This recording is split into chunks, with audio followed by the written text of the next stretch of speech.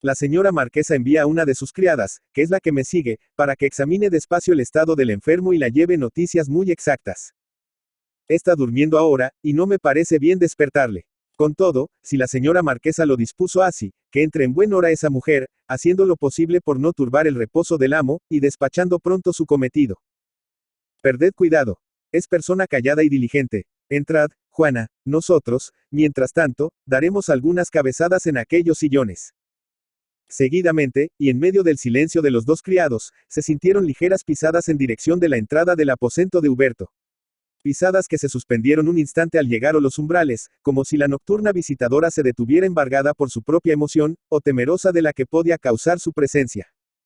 Precisamente se removía entonces el enfermo, porque soñaba, con aquella exaltación especial que distingue los sueños febriles, productos de dobles aberraciones, que Josefina, oculta entre las frescas sombras de la consabida colina, le convidaba a ir junto a ella, abandonándolo todo para probarle su constancia y vivir ambos tranquilos lejos de un mundo que conspiraba por desunirlos.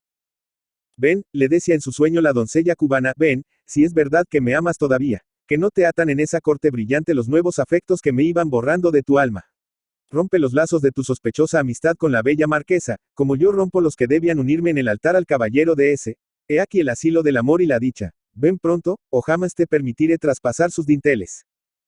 El joven, oyendo esto, se afanaba en balde por arrancarse del ardiente lecho al que se sentía enclavado, y lleno de congoja por la inutilidad de sus esfuerzos, llamaba en su auxilio a Josefina con voces ahogadas.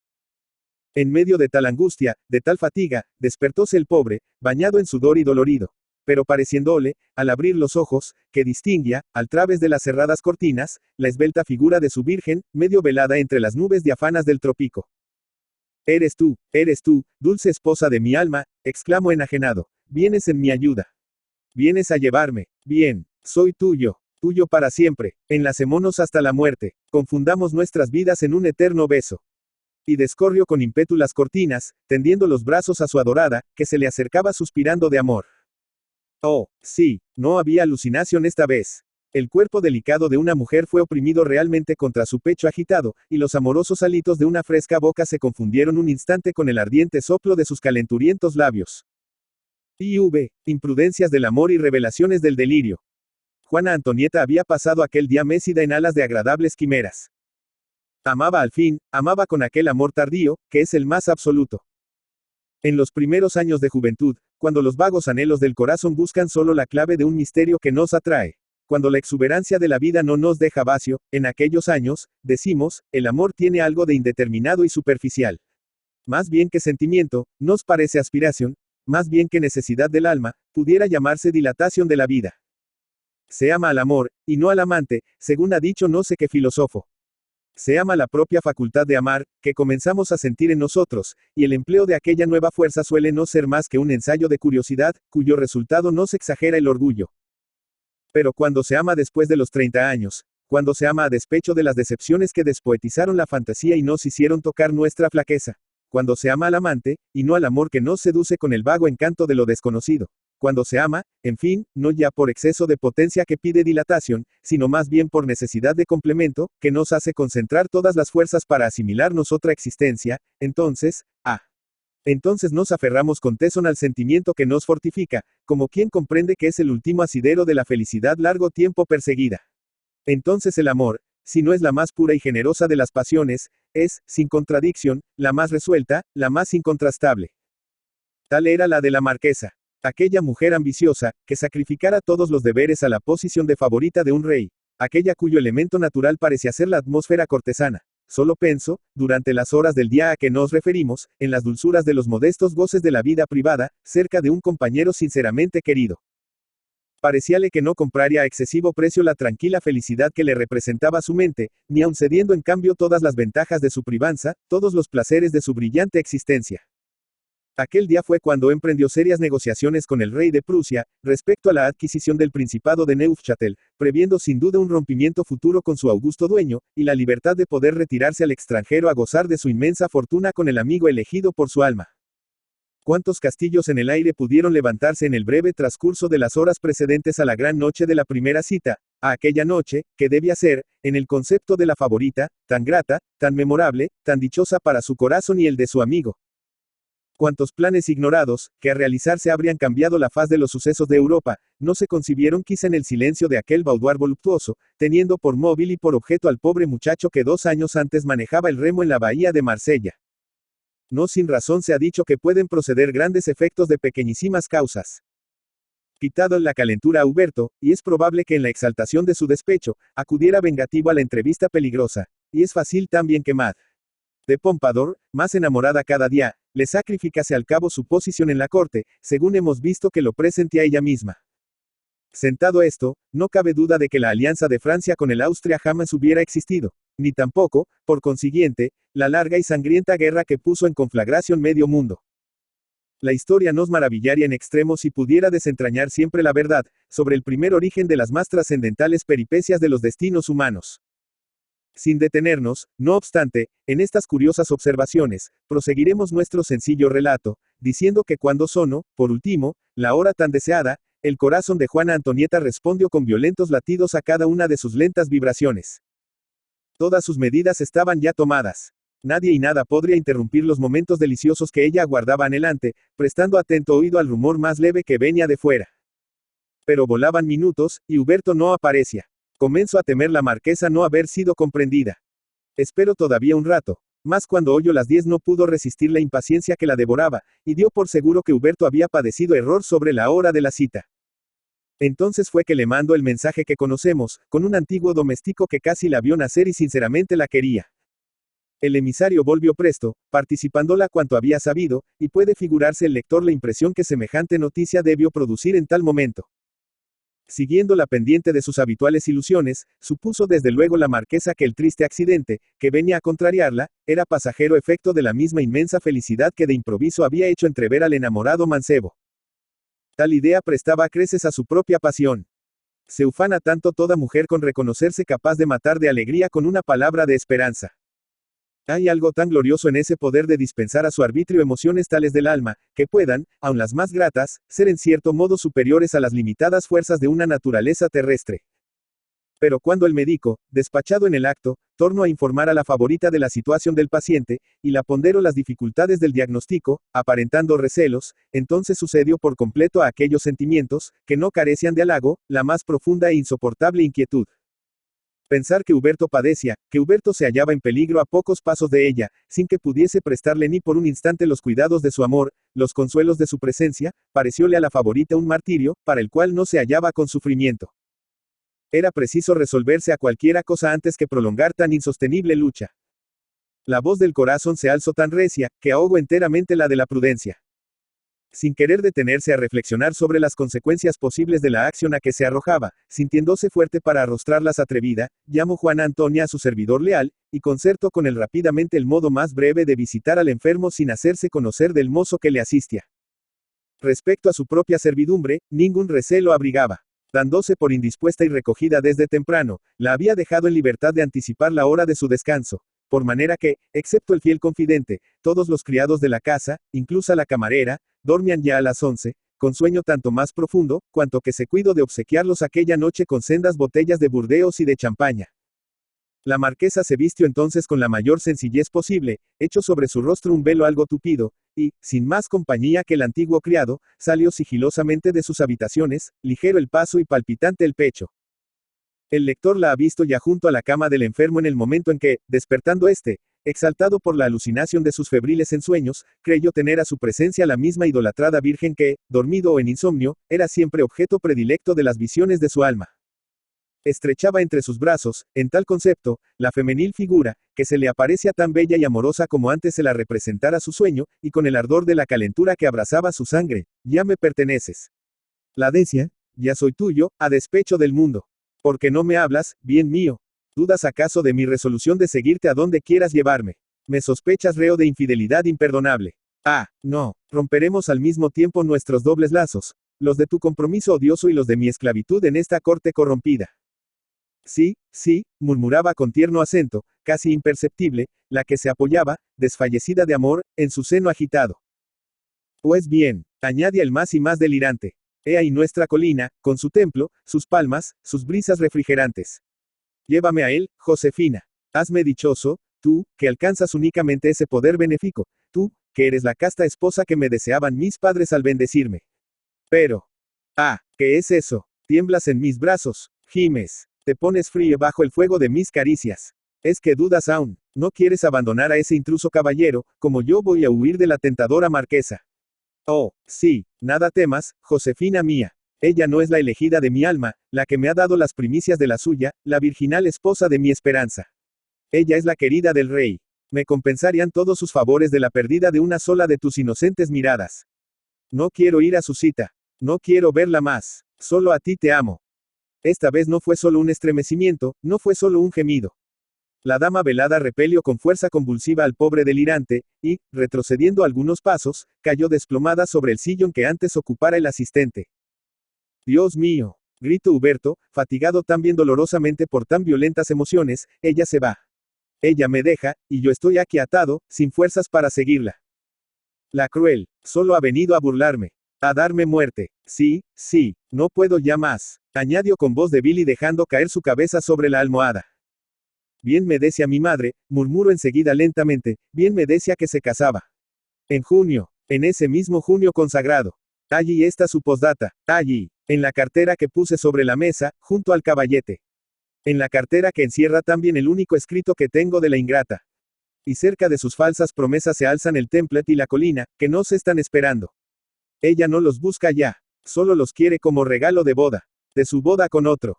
Pues bien, llevárselos. Darle igualmente la cartera que contiene el tesoro de mis recuerdos. Yo moriré, moriré solo, pero fiel, siempre fiel, siempre fiel. A esta palabra, repetida muchas veces, pero con tan tenue acento que no era ya sino un leve murmurio, se siguió al cabo prolongado silencio. El enfermo, postrándose otra vez, tornó al estado de aletargamiento en que se hallara antes de la llegada de la marquesa. Entonces se levantó ella, casi despavorida, echó a su espalda el velo, dejando patente la palidez de su rostro, que a la opaca y verdosa claridad de la lámpara presentaba algo de cadavérico, y corrió con ímpetu hacia la mesa indicada por Huberto, sobre la cual, efectivamente, se veía una cartera. Las revelaciones que debía al delirio, tenían, sin embargo, cierto carácter de verdad que no permitían desecharlas como mero producto de un cerebro trastornado. En el fondo de aquellas ilusiones de la fiebre, Juana Antonia veía que el hombre por quien acababa de arriesgar su posición, su fortuna, amaba a otra. La amaba conociendo y despreciando la vehemente pasión que le había dictado a ella su sacrificio inútil. Necesitaba, empero, pruebas palpables, que hicieran completo su desengaño, que justificaran plenamente las horribles convicciones que de un golpe penetraban súbitas en su alma, arruinando con estrago el edificio frágil de sus visibles quimeras. Tomo la cartera, la abrió, saco cuantos papeles contenía, los leyo uno a uno, con ojos ardientes, con atención ávida. Todo lo comprendió. La carta de Josefina a Huberto, un mes después del primer 5 de junio, las de Mad. Robert, entre las que se hallaba la última con su postdata, la del anciano desconocido, que tan sabios y oportunos consejos había traído al mancebo aquella mañana. Todos y cada uno de dichos papeles la suministraban datos con que completar la historia de Huberto, solo a medias conocida. Le introducían en su existencia íntima, en la existencia de su corazón, cuyos secretos le ponían de manifiesto. Entonces comprendió también la locura de tantas ilusiones como ella se había forjado. Entonces la poesía embriagadora en que se meciera su corazón, le pareció un sarcasmo de la suerte. El hombre en cuyos sentimientos creyó hallar, insensata, la regeneración de su alma, no miraba en ella, con justicia, sino la querida del rey, cuyos favores no podían compensarle de la pérdida de una sola mirada de la inocente virgen que adoraba. De la casta esposa que le deseaban sus padres al bendecirle. De la única que alcanzaba el poder de hacerle venturoso, porque le daba las primicias de un corazón puro. Repitiéndose estas crueles palabras, plego las cartas Juana Antonia, las guardo, puso la cartera en su sitio, tornó a bajar el velo sobre su rostro, donde la arrebatada púrpura de la vergüenza sucedía a la palidez del dolor, y apretándose el pecho con ambas manos, como para comprimir el choque de sus opuestos y violentos impulsos, inclinó la cabeza y permaneció silenciosa por algunos minutos. Tan corto espacio de tiempo era, sin embargo, suficiente castigo de toda una vida. Hay momentos terribles para las almas culpables, momentos que Dios hará pesar mucho en la balanza, del lado de las expiaciones. Cuando se puso en pie la favorita, había ya en su aspecto algo de heroico. Aquella mujer, que la posteridad desprecia, no estuvo animada por una alma vulgar. En sus horas rápidas de felicidad, había creído poder purificarse por el amor verdadero. En aquella hora de dolor, en que la vemos, comprendía que solo el sacrificio regenera, y se aprestaba a aceptarlo y a consumarlo con magnánima fortaleza. Érale, en verdad, necesaria, porque su pobre corazón, burlado, herido, humillado, en el instante de su mayor poder, brotaba todavía, entre la sangre de su herida y la hiel de su despecho, las llamas implacables de un amor celoso y desesperado. Llegóse al lecho del enfermo, que continuaba aletargado, y lo contemplo largo rato con indescribible mirada. Observo que se hallaba cubierto de sudor, que su respiración era más libre, más sosegado su sueño, menos acre el calor de su frente, más regular el movimiento de su pulso. La crisis había sido evidentemente favorable. El mal estaba vencido. La marquesa pareció rendir gracias al cielo, levantando los ojos con una expresión que equivale a una ofrenda, y bajándolos luego, como resignada, enjugó con su velo la única lágrima que brotó en toda aquella terrible peripecia su pecho destrozado. Después corrió las cortinas del lecho, tornando a dar al joven una mirada triste, pero resuelta, y se deslizó como una sombra doliente fuera de aquel cuarto, donde penetró amante, joyando su posición y fortuna, y del que salía desengañada, dejando muerta la esperanza postrera de su vida. Convalecencia y despedida. 3 días después abandonaba Huberto el lecho, no quedándole de su dolencia sino gran debilidad y profunda tristeza. Versalles, sin embargo, era un paraíso en aquella estación de los amores. Sonreían su cielo, su parque, su canal, sus magníficos bosques, sus fantásticos jardines. La vida circulaba ardiente por la creación visible, palpitaba en cada ser, se difundía en la atmósfera, impregnada de aromas, poblada de murmurios. Firmamento y suelo se engalanaban a porfia para las bodas de la naturaleza, pareciendo trocar entre sí tiernas caricias y suspiros melodiosos. ¿Qué corazón existirá tan frío, qué espíritu tan prosaico, que no haya percibido alguna vez, en los risueños días primaverales, esas místicas comunicaciones del cielo y de la tierra? Esos latidos de amor, que revelan el alma universal y arrancan de la nuestra inenarrables ecos, remontándola hasta el origen mismo de toda vida. Maravillosa síntesis de lo creado, materia y espíritu, corazón e inteligencia, solo el hombre siente, traduce, comprende, repite, dilata sobre las esferas mesurables las infinitas voces de la naturaleza. Luces, sombras, líneas, colores, sones, perfumes, armonías y contrastes, todo encuentra en el horizontes, gradaciones, simetrias, perspectivas, tonos, sentimientos, consonancias, conciertos, espacios sin límites donde ordenarse, engrandecerse, reproducirse entre esplendores de otra región más pura, más inmutable. En la del mundo inteligible, donde la unción de la belleza ideal les presta su eterna poesía.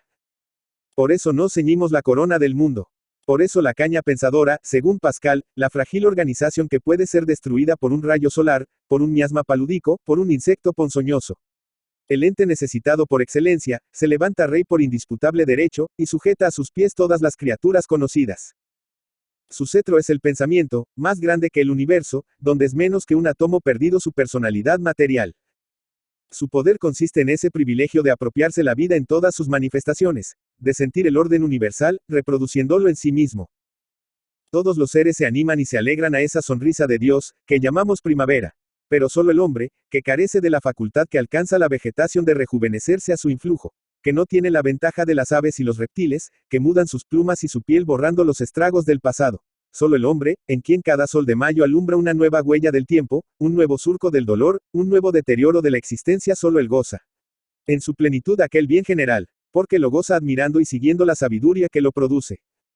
Oh Dios mío, gracias os sean dadas por ese rayo de vuestra luz que habéis grabado en nosotros. Gracias por esa diadema de soberanía con que os plugo ceñir frentes de barro. Quizá algunas veces nos agobia, quizá nos hace sucumbir bajo su pesadumbre, pero, ¿qué importa? Sucumbimos reyes, sucumbimos con gloria. En los días melancólicos de su convalecencia, vagaba Huberto, solitario y silencioso, por entre tantos halagos que la naturaleza le ofrecía. Pero la tristeza de su espíritu se derramaba sobre ellos, y la indiferencia de su corazón les negaba el sentimiento con que en otro tiempo los animara. La corte disponía excursiones, improvisaba fiestas, se ceñía de flores. Él, ajeno a cuanto no era su amargura, llegaba a olvidarse hasta de que existían en torno suyos seres capaces de reír, de divertirse, de asociarse para los placeres. Algunas veces, debemos confesarlo, algunas veces penetraban, como con miedo, en la soledad de su alma brillantes recuerdos de la marquesa. Veía pasar fugitivas las cabalgatas, las fiestas, las noches de teatro, en que ella era siempre la deidad del talento, de la hermosura, de la moda, y aquellas dulces horas de largas pláticas, de vagas meditaciones. Parecíale, cuando momentáneamente le distraían de su pensamiento dominante estas reminiscencias halagüeñas, que quizá el mejor remedio para su corazón lastimado sería aturdirle otra vez con el bullicio del mundo, y sobre todo, abrirle por completo a la lisonjera amistad de su amable protectora. Esta idea, empero, despertaba en aquel mismo corazón cierta repulsiva pavura. La cita pendiente, asociada en su memoria con los crueles combates y acerbos dolores del terrible día de su desengaño, había llegado a inspirarle una especie de terror, aumentado tal vez por la incapacidad en que se juzgaba de responder a los sentimientos que creía inspirar. Dice un viejo proverbio, tan filosófico como lo son por lo común esas sentencias populares, que nunca el bien fue querido como al llorar lo perdido. Tal verdad se confirmaba en Huberto. Jamás, como entonces, le pareció inestimable, y necesario a su vida el amor de Josefina. La marquesa hubiera podido rivalizar menos difícilmente con la señorita Kyler, amante, que llenar el vacío que su inconstancia dejaba en el alma que fuera su santuario. Pero, no obstante esto, pasaba una cosa extraña en el pobre convaleciente. El silencio absoluto de la favorita durante aquellos días de su abatimiento, le producía, aún más que sorpresa, zozobras impacientes, que iban creciendo a medida que aquel se prolongaba. La sospecha de verse olvidado también por ella se insinuó al cabo en aquel espíritu enfermo, y más que antes le inquietara el miedo de un amor criminal y exigente, que no debía ni podía satisfacer, le agitó entonces el recelo de una indiferencia que, ensanchando su abandono, le arrancaría sin piedad toda esperanza de futuros consuelos. Josefina y Juana Antonieta llegaron a parecerle, por último, casi igualmente ingratas, casi igualmente funestas para él, que se creía sacrificado por ambas. Y se rió con doloroso sarcasmo, tanto de la fe con que amara a la una, como de los esfuerzos de virtud que había creído necesitar contra el amor de la otra. Si en tal situación se le hubiera hecho patente lo que era él realmente para la marquesa, si adquiriese la certidumbre de que le guardaba en su pecho, no ya una pasión loca y egoísta, sino grande, inmensa, misericordiosa ternura. Si hubiese sabido de qué manera expuso su crédito y porvenir por correr junto a él, cuando sucumbía bajo los golpes de otra. Si un momento entreviese todo lo que la hizo sufrir en su corazón de amante, en su dignidad de dama, y la generosidad con que fue allí mismo perdonado. Oh, si semejantes descubrimientos le hubieran iluminado, la historia que escribimos terminaría sin duda en el presente capítulo. No tendríamos que hacer más, sino arrojar a los pies de la favorita triunfante su esclavo reconocido, pronto a borrar, a fuerza de arrepentimiento culpable, el mérito de haber sido fiel por tanto tiempo a la pureza de su primer cariño. La providencia no lo quiso así. En la admirable sencillez de sus planes, bastóle pasajera calentura para salvar a Huberto, y hacer sentir a la cortesana el comienzo de sus expiaciones. La obra estaba hecha, y la casualidad no debía alcanzar poder para inutilizarla. Pasando la fiebre, se llevó consigo, confundido entre los fantasmas del delirio, el vago recuerdo de la mujer presente en realidad a sus ojos en una de aquellas horas de alucinaciones, estrechada en realidad contra su pecho en el supremo instante de la crisis. Jamás, entonces ni después, sospechó siquiera la verdad de lo ocurrido. En uno de sus días más amargos escribió Huberto a su primer bienhechor, según aquel se lo indicara en su carta. Aquella respuesta no podía ser más triste. Mi talento y mi corazón, decía el autor, han muerto para siempre. Vuestros benévolos votos, vuestros sabios consejos son ya inútiles. La mujer querida, aquella para quien yo debía conservarme puro y anhelaba ilustrarme laborioso. Aquella que creí destinada a coronar mi gloria y mi virtud, aquella, Señor, me ha vendido, me ha sacrificado. Sí, sabedlo. Josefina Kyler, tan mudable como otras, será presto la señora de S. Perdonadme, si después de trazar estas palabras, sentencia de mi eterna soledad, no encuentro en el corazón más que lágrimas. Lágrimas que ahogan hasta las bendiciones que me sería dulce repetiros. Despachada tal contestación, nuestro héroe comenzó a ocuparse de su partida. Se había jurado a sí mismo llevar personalmente su regalo de boda a Josefina. Fue preciso, pues, pedir la venia real, alegando la necesidad de restablecer su salud en el seno de la familia. Luego, obtenida aquella, fue también preciso despedirse de la marquesa, de la amiga que había sido sucesivamente tan amada, tan temida, y al fin, tan injustamente acusada. Desde el día, memorable para ella, de su nocturna visita, apenas se la había visto en la corte. La persona que con mayor frecuencia recibía, y con quien pasaba largos ratos, era su limosnero. Naturalmente benéfica, pero más que nunca entonces, complacíase en derramar el oro a manos llenas, buscando, en el amor santo de los pobres, bálsamo con que suavizar las enconadas llagas, abiertas en su pecho por otro amor profano. La misma mañana escogida por Huberto para su visita de despedida, dotó liberalmente a 2 doncellas huérfanas para que realizaran sus matrimonios. Esta es bien cierto, pregunto al limosnero, de que esos novios las aman de veras, y no van solo en busca de la dote que les llevan. Sí, señora. Una de las dos parejas merece ser citada como modelo de constancia. Pues ni la ausencia, ni las rudas pruebas a que la miseria los ha expuesto durante algunos años, han sido bastantes a disminuir su ternura ni quebrantar su fe.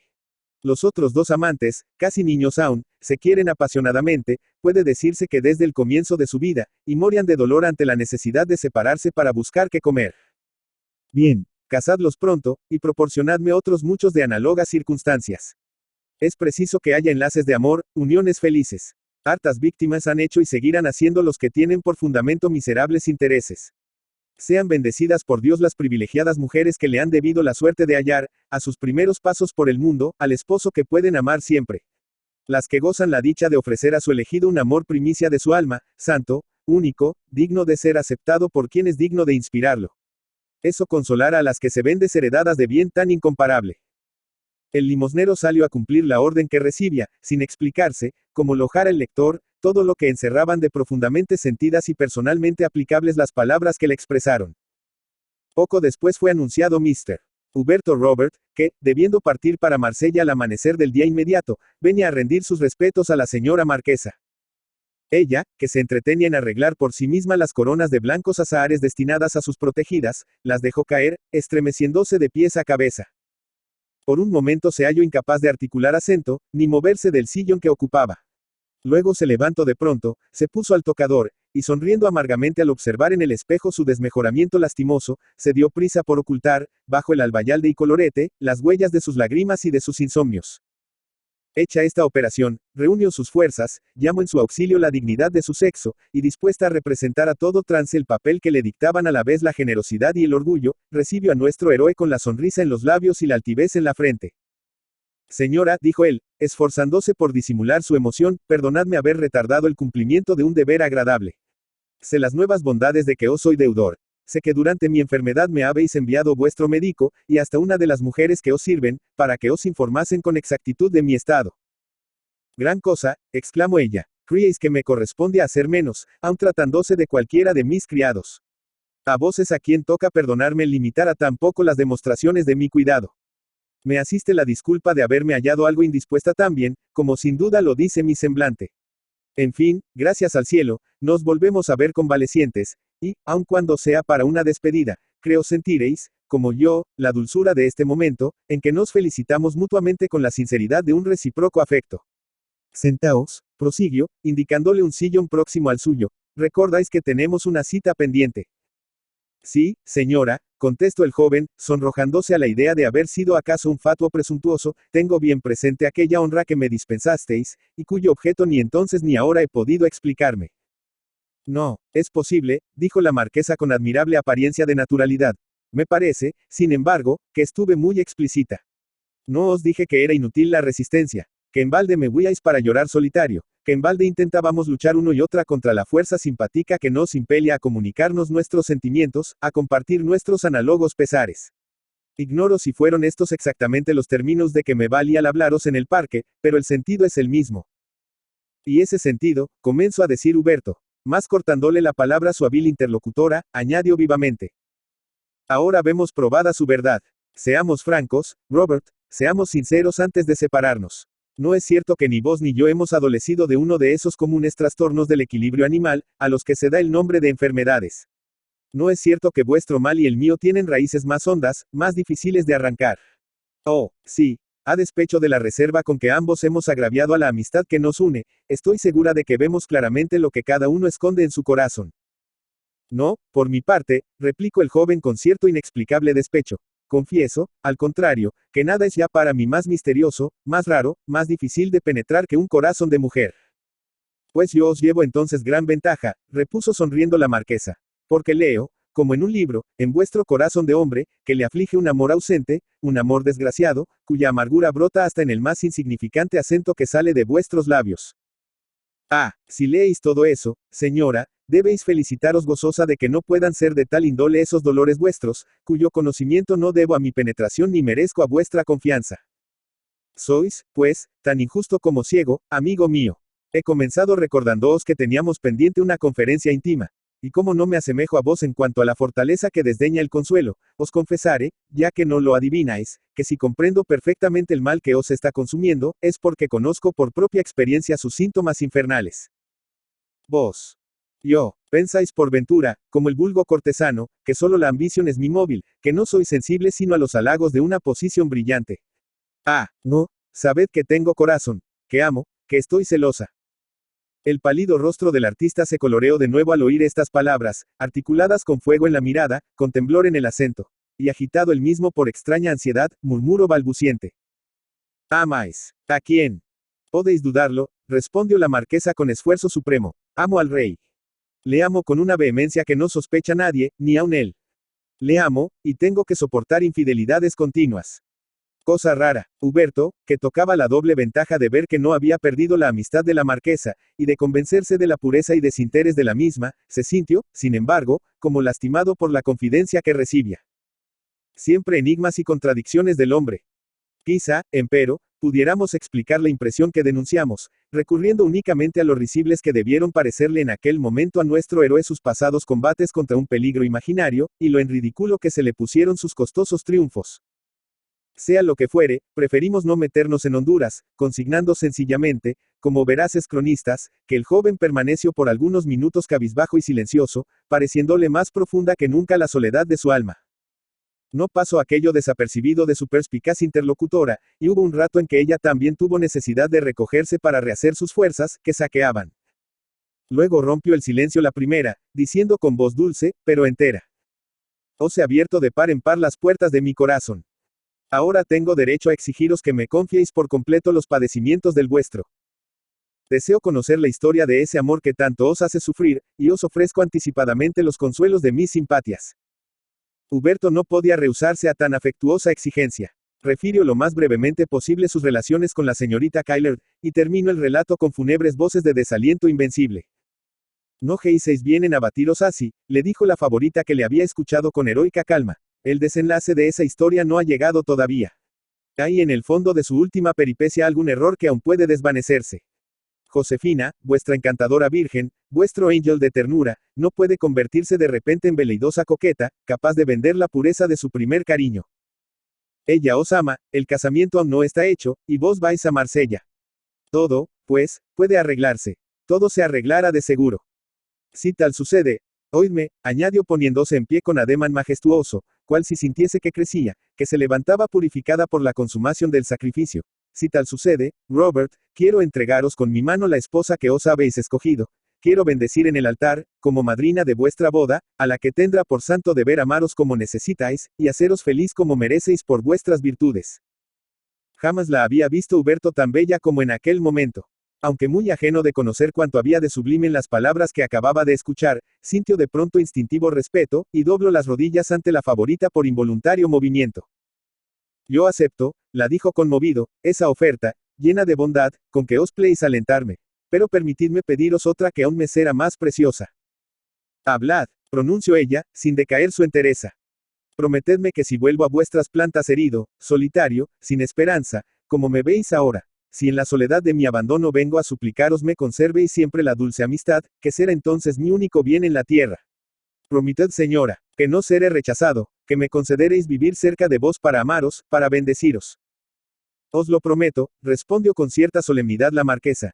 Ido seguro de ello y volved pronto, ya sea para presentar vuestra novia a la madrina que la espera, ya para llorar por ella en el seno de la amiga que siempre encontraréis afectuosa. Huberto besó la mano que se tendía para levantarlo, y la sintió temblar fría bajo el calor de sus labios. Pero habiendo alzado una mirada inquieta y próxima a empañarse con lágrimas, vio que la frente de Juana Antonieta se mantenía erguida, secos sus ojos, sonriente su boca, que pronunciaba con dulzura tranquila el adiós último. Entonces tuvo el joven vergüenza de su debilidad, ahogó sus emociones, y salió con paso firme de la lujosa estancia. Quizá menos complacido de los nuevos favores que debía a la generosidad de la gran señora, que humillado del lugar secundario que se persuadió ocupaba en el corazón de la mujer. Así terminó aquella visita de despedida, en que la favorita sufrió tanto y se mostró tan magnánima, que el ángel de la justicia hubo de desviar su cáliz, permitiéndole el consuelo de quedar satisfecha de sí misma. Tercer 5 de junio. Jesús, qué día tan feo nos ha amanecido hoy. Se diría que lo hace el cielo de propósito para más entristecernos, exclamaba nuestra conocida Nina, asomando su mofletuda cara por cierta persiana, que tan bien conocemos. Si sigue lloviznando, no podréis realizar vuestro paseo, querida niña mía. Oh, sí, aunque diluviara, respondió la argentina voz de la doncella cubana, cuyo lindo cuerpo, vestido con gracioso traje de montar, descansaba languidamente en un ancho sitial próximo a la ventana.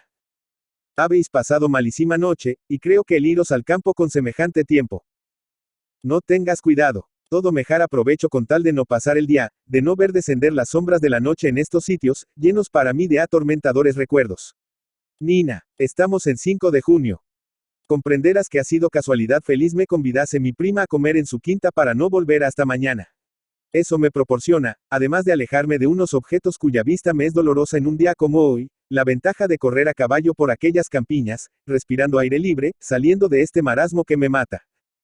Sí, hija de mi vida, celebro tanto como vos el que se os presente ocasión de distraeros un poco. Solo me pesa que el tiempo no sea más adecuado. Vaya, pues había yo de desconocer lo útil que os era ensanchar el ánimo en una fiestecita de familia, en vez de estaros metida entre estas paredes, pensando en cosas tristes, que ya no tienen remedio. Hasta vuestra jaca camagüeyana pateaba, relinchando, al amanecer, como si entendiese que iba a gozar la dicha de servir de nuevo a su querida ama, que tan olvidada la tenía. Manda ensillarla, Nina, van a dar las 8, y de un momento a otro vendrán a buscarme mi prima y su marido. Ya está eso dispuesto. Oh, mirad, gracias a Dios, va despejándose la mañana. Todavía habéis de lograr un buen día. Un buen día. En cuanto cabe, niña de mi alma. Demasiado sé que ya no habrá días completamente buenos ni para vos ni para el pobre. En fin, vale más no nombrarlo. Os casáis con otro dentro de 2 semanas. Es tontería estar dale que dale con lo pasado. No comencéis a llorar, como anoche. Valor. Quizá Nuestra Señora de la Esperanza os mande algún consuelo, según se lo pedís cada mañana y cada tarde. ¿Qué consuelo puedo esperar, Nina? ¿Quién sabe? No lo sería para vos el saber, verbi gracia, que él no os guarda rencor, que os ama siempre, que os desea muchas felicidades, que está pronto a probaros todo lo dicho, dándoos un recuerdo suyo para que lo conservéis hasta la muerte. Ya, como nada de eso puede ser. Recuerdo suyo. Hasta sus 2 cartas destrocen mi demencia, nada me queda. Pero, ¿y si sucediera lo que he indicado? En mi situación presente, Nina, cuanto puedo pedir a la suerte, sin faltar a lo que me debo a mí misma, es que él no me odie, que no me juzgue una mujer sin fe. Y que sea feliz olvidándome. En cuanto a lo último nada digo, porque nada se me alcanza. Pero por lo que toca a lo demás, me está anunciando el corazón que no os casaréis sin tener alguna prueba, no solo de que estáis perdonada, sino de que, cual un hermano cariñoso, hay quien venga de lejos para traeros su regalo de boda. ¿Qué cosas se te ocurren tan raras? Pero mira, tenías razón en lo que dijiste primero. No debemos hablar de él ni de nada que con él se roce. El honor, el deber, me prohíben tales conversaciones, que, por otra parte, me afectan demasiado. Bien, bueno, volveré a mencionarlo. Secad esas lágrimas, y ya veréis cómo entonces se me vienen al margen asuntos más agradables. Por ejemplo, os acompañará a la quinta el caballero de Nina. ¿Es ese nombre lo que te parece más agradable para mí? Perdonadme, no quise decir, pero, en fin, puesto que vuestro honor y vuestro deber mandan que no se hable del otro. Y que este será vuestro marido. Estás cruel conmigo, Nina. Jesús, no sabe una con lo que gana ni con lo que pierde. La verdad es que las dos tenemos negrísimo humor y de todo nos lastimamos, hija mía. Quizá, responderé, sin embargo, a tu pregunta, diciéndote que nadie me acompaña sino mi prima y su esposo. El caballero espera por momentos a su ilustre deudo, objeto de tan gran veneración para los Ericourts, y no es tan extremoso en su amor por mí, harto lo sabes, que preste mucha importada a verme o no verme durante 24 o 30 horas. Mejor, con eso estaréis más libre y tranquila en vuestro paseo. ¿Oís? Las 8. Venid a tomar una tacita de café, y a decir 2 palabras dulces al Papa, que desde la madrugada no hace más que embadurnar un pobre lienzo, para quemarlo luego como tantos otros. Ay, aquella su dichosa colina, aquel templet de su amor, que soñábamos rehacerle Huberto y yo. No lo será ya nunca. Nunca. La joven prorrumpió en sollozos al proferir estas frases, y Nina, haciendo también pucheritos cómicos, no perdió la ocasión de decirla. Ahora no soy yo quien lo menciona. Reñidme después. Vaya, ¿cómo es posible que en un día como hoy no se acuerde una de, y si supierais? No, nada, mejor es callar, pero desahoguémonos llorando. En efecto, el dúo de Lagrimas y Gimoteo se entabló con apariencias de no haber sido breve, a no interrumpirlo felizmente la llegada de los primos, que vinieron a caballo para llevarse a Josefina. Tuvo ella que enjugar precipitadamente su llanto, tomó luego a medias y deprisa la taza de café presentada por la mulata, y después de abrazar a Mr. Kyler, que estaba rematado en su monomania, montó al cabo, según había resuelto, aunque no sin echar larga y tierna mirada hacia los mismos objetos de que anhelaba alejarse. Apenas los tres jinetes partieron a galope por la ancha caneviere, Nina comenzó a pasearse de la sala al gabinete y del gabinete a la sala, con singular desasosiego. Su preocupación se fue aumentando, hasta el punto de pronunciar bastante claro, sin darse cuenta de ello, el soliloquio que vamos a copiar literalmente.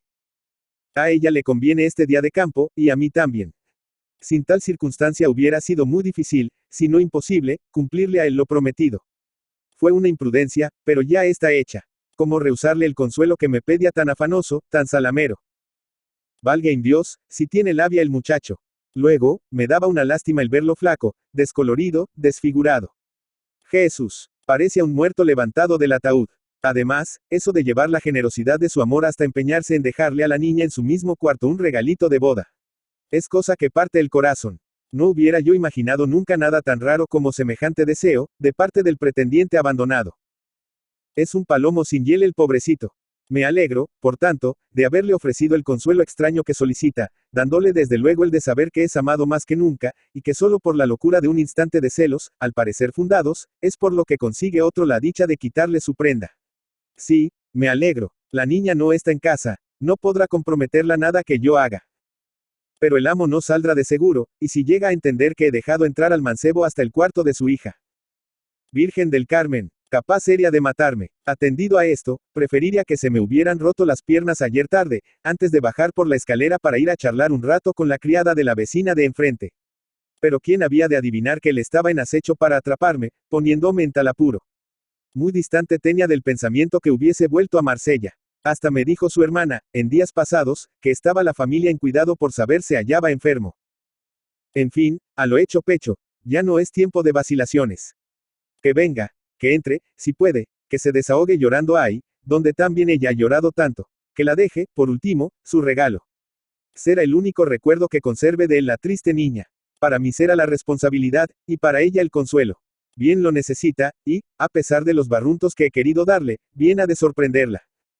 Al concluir dicho monólogo, entró un criado a advertirle que Mr. Kyler se sentaba a la mesa para almorzar, y, según vieja costumbre, acudió a servirle la mulata, si bien cansada de tanto ir y venir entre el laberinto de sus intrincadas reflexiones. Todo el día se mantuvo inquieta y a veces pensativa, tan pronto arrepintiéndose, tan pronto felicitándose de haber condescendido, según nos reveló en la conversación consigo misma, a que entrase Huberto aquella noche, para poner con su propia mano en el tocador de Josefina el presente de boda con que quería obsequiarla. Si Nina continuó desasosegada, Mr. Kyler, por su parte, también siguió inmutable en su mania de pintar colinas y templetes, bufando de despecho a cada nueva prueba de su ineptitud. Y también el día se conservó nublado y lloviznoso, como si tomara parte en la tristeza de aquel aniversario. La noche desplegó al fin sus primeros velos, que no argentaba esta vez como en los anteriores 5 de junio, la hermosa claridad de la luna, y la agitación de Nina pareció aumentarse con las sombras. Angel de mi guarda, exclamó asomándose de nuevo a la ventana, va a venir. Por cuanto hay en el mundo no quisiera chasquearlo, pues capaz sería de morirse. Pero el amo, cansado ya de manchar lienzos, se anda paseando por los corredores. ¿Cómo desviarle de allí? ¿De qué modo echarle a la calle por algunos minutos? Y se rascaba las orejas, rebuscando en su caletre algún medio de salir del conflicto. De repente lanzó un «ah» de triunfo, y su fisonomía reveló la más completa satisfacción de sí misma. Buenísimo, pronunció frotándose las manos. El Angel custodio no podía menos de darme una ocurrencia como suya. La mentira es inocente, y el resultado seguro. También podrá ser que me cueste un pan la torta, pero paciencia. Cumplir mi palabra antes que todo. Dicho esto, se encaminó resuelta al encuentro de su amo, que en aquel momento se dirige al salón. Señor, le dijo palmoteando, tengo gran noticia que daros. Habla, pues, respondió secamente Mr. Kyler. Como habéis estado todo el día en vuestro cuarto, no he podido comunicaros antes lo que he sabido hoy por casualidad milagrosa. Bien, acaba, parlanchina. ¿Qué es ello? Ah, señor, dicen que ha llegado a Marsella un pintor sin segundo, un verdadero prodigio. Según lo que de él se cuenta, creo que habéis hallado lo que estáis buscando a tantos años. Para semejante hombre debe ser el pintaros la colina y el template, con todos sus pormenores, cosa tan fácil como sorberse un huevo. Jesús, si no falta quien sospeche que no es persona humana, sino el Angel mismo de la pintura. Mr. Kyler se irguió, aguzando las orejas y ensanchando las narices, como sabueso que percibe de improviso la pista de la liebre, o cual corcel de guerra que oye sonar el clarín. ¿Quién es? ¿Cómo se llama? Pregunto al momento. Se llama, ay Dios. ¡Qué maldita memoria! Hace un minuto que tenía ese nombre en la punta de la lengua, y ahora ni remotamente doy con él. Pero sabrás al menos dónde se hospeda el artista. Eso sí, me parece que es Ala. Bastante lejos, señor, Ala cerca del Boulevard de las Damas. No puedes dar más señas. Ni son necesarias, mi amo. Preguntando en aquel barrio, cualquiera os guiara de seguro. Quien ignorara a estas horas el paradero de pintor tan famoso. Poco espero ya de todos los pintores de la tierra. Pero no se dirá que dejo de hacer cuanto de mí dependa. Iré a ver mañana a ese hombre ponderado. Mañana, ay señor, lo malo es que, según tengo entendido, se marcha al amanecer. Para conseguir verle, sería preciso que le busquéis esta noche, sin desperdiciar momento. Luego que le jaboléis, que le ofrezcáis buena recompensa por la obra, no dudo que consienta en quedarse para emprenderla a vuestra vista, y oyendo de vuestra boca las explicaciones que necesita. Pero está cierta de que sin eso dejara a Marsella mañana. Me lo han asegurado, señor. Vino de París, donde hace gran papel por su habilidad. Y terminado el asunto que le trajo, se vuelve a la prontamente. Lástima que perdáis esa ocasión. ¿Cómo perderla? Exclamó el monomaniaco, sin dejarla acabar. Corre. Que enganchen el coche. Iré ahora mismo visitando casa por casa todo el Boulevard de las Damas. Voto a Sanes. Había de dejar que se me escapase ese artista eminente. La estratagema de Nina no podía obtener mejor ni más rápido éxito. 10 minutos después el carruaje volaba, desempedrando calles y llevándose a Mr. Kyler. Los criados recibieron al punto licencia espontánea de la mayordoma para aprovecharse de su ausencia, solazándose un rato en el paseo inmediato, y al sonar las 8 de la noche, hora memorable de las dulces entrevistas de los dos amantes, Nina se encontró al fin sola en la casa, y comenzó a respirar con más anchura. Era tiempo. La tosecilla de Marra se hizo oír al pie de la ventana, ni más ni menos que en los felices días en que respondían a ella los amorosos latidos del tierno corazón de Josefina. La mulata únicamente la escuchó esta vez, y se apresuró a acallarla indicando al joven que estaba libre el jardín. 7. La gran prueba. Franqueada aquella puerta, que nunca hasta entonces había tenido Huberto la dicha de atravesar, penetró entre tinieblas y con el alma henchida de emociones en el perfumado ambiente del florido recinto, donde aún le parecía respirar suaves efluvios de la tierna virgen de sus primeros amores. Ante la impresión de semejante momento, desaparecían por completo las huellas que aún pudiera conservar de las sensaciones pasadas. La marquesa, la corte, cuanto había ocurrido durante 2 años, excepto lo relativo a su amada, todo quedó anonadado por el poder supremo del sentimiento antiguo, del sentimiento único que alcanzaba a darle, hasta con sus mismas amarguras, inexplicables encantos.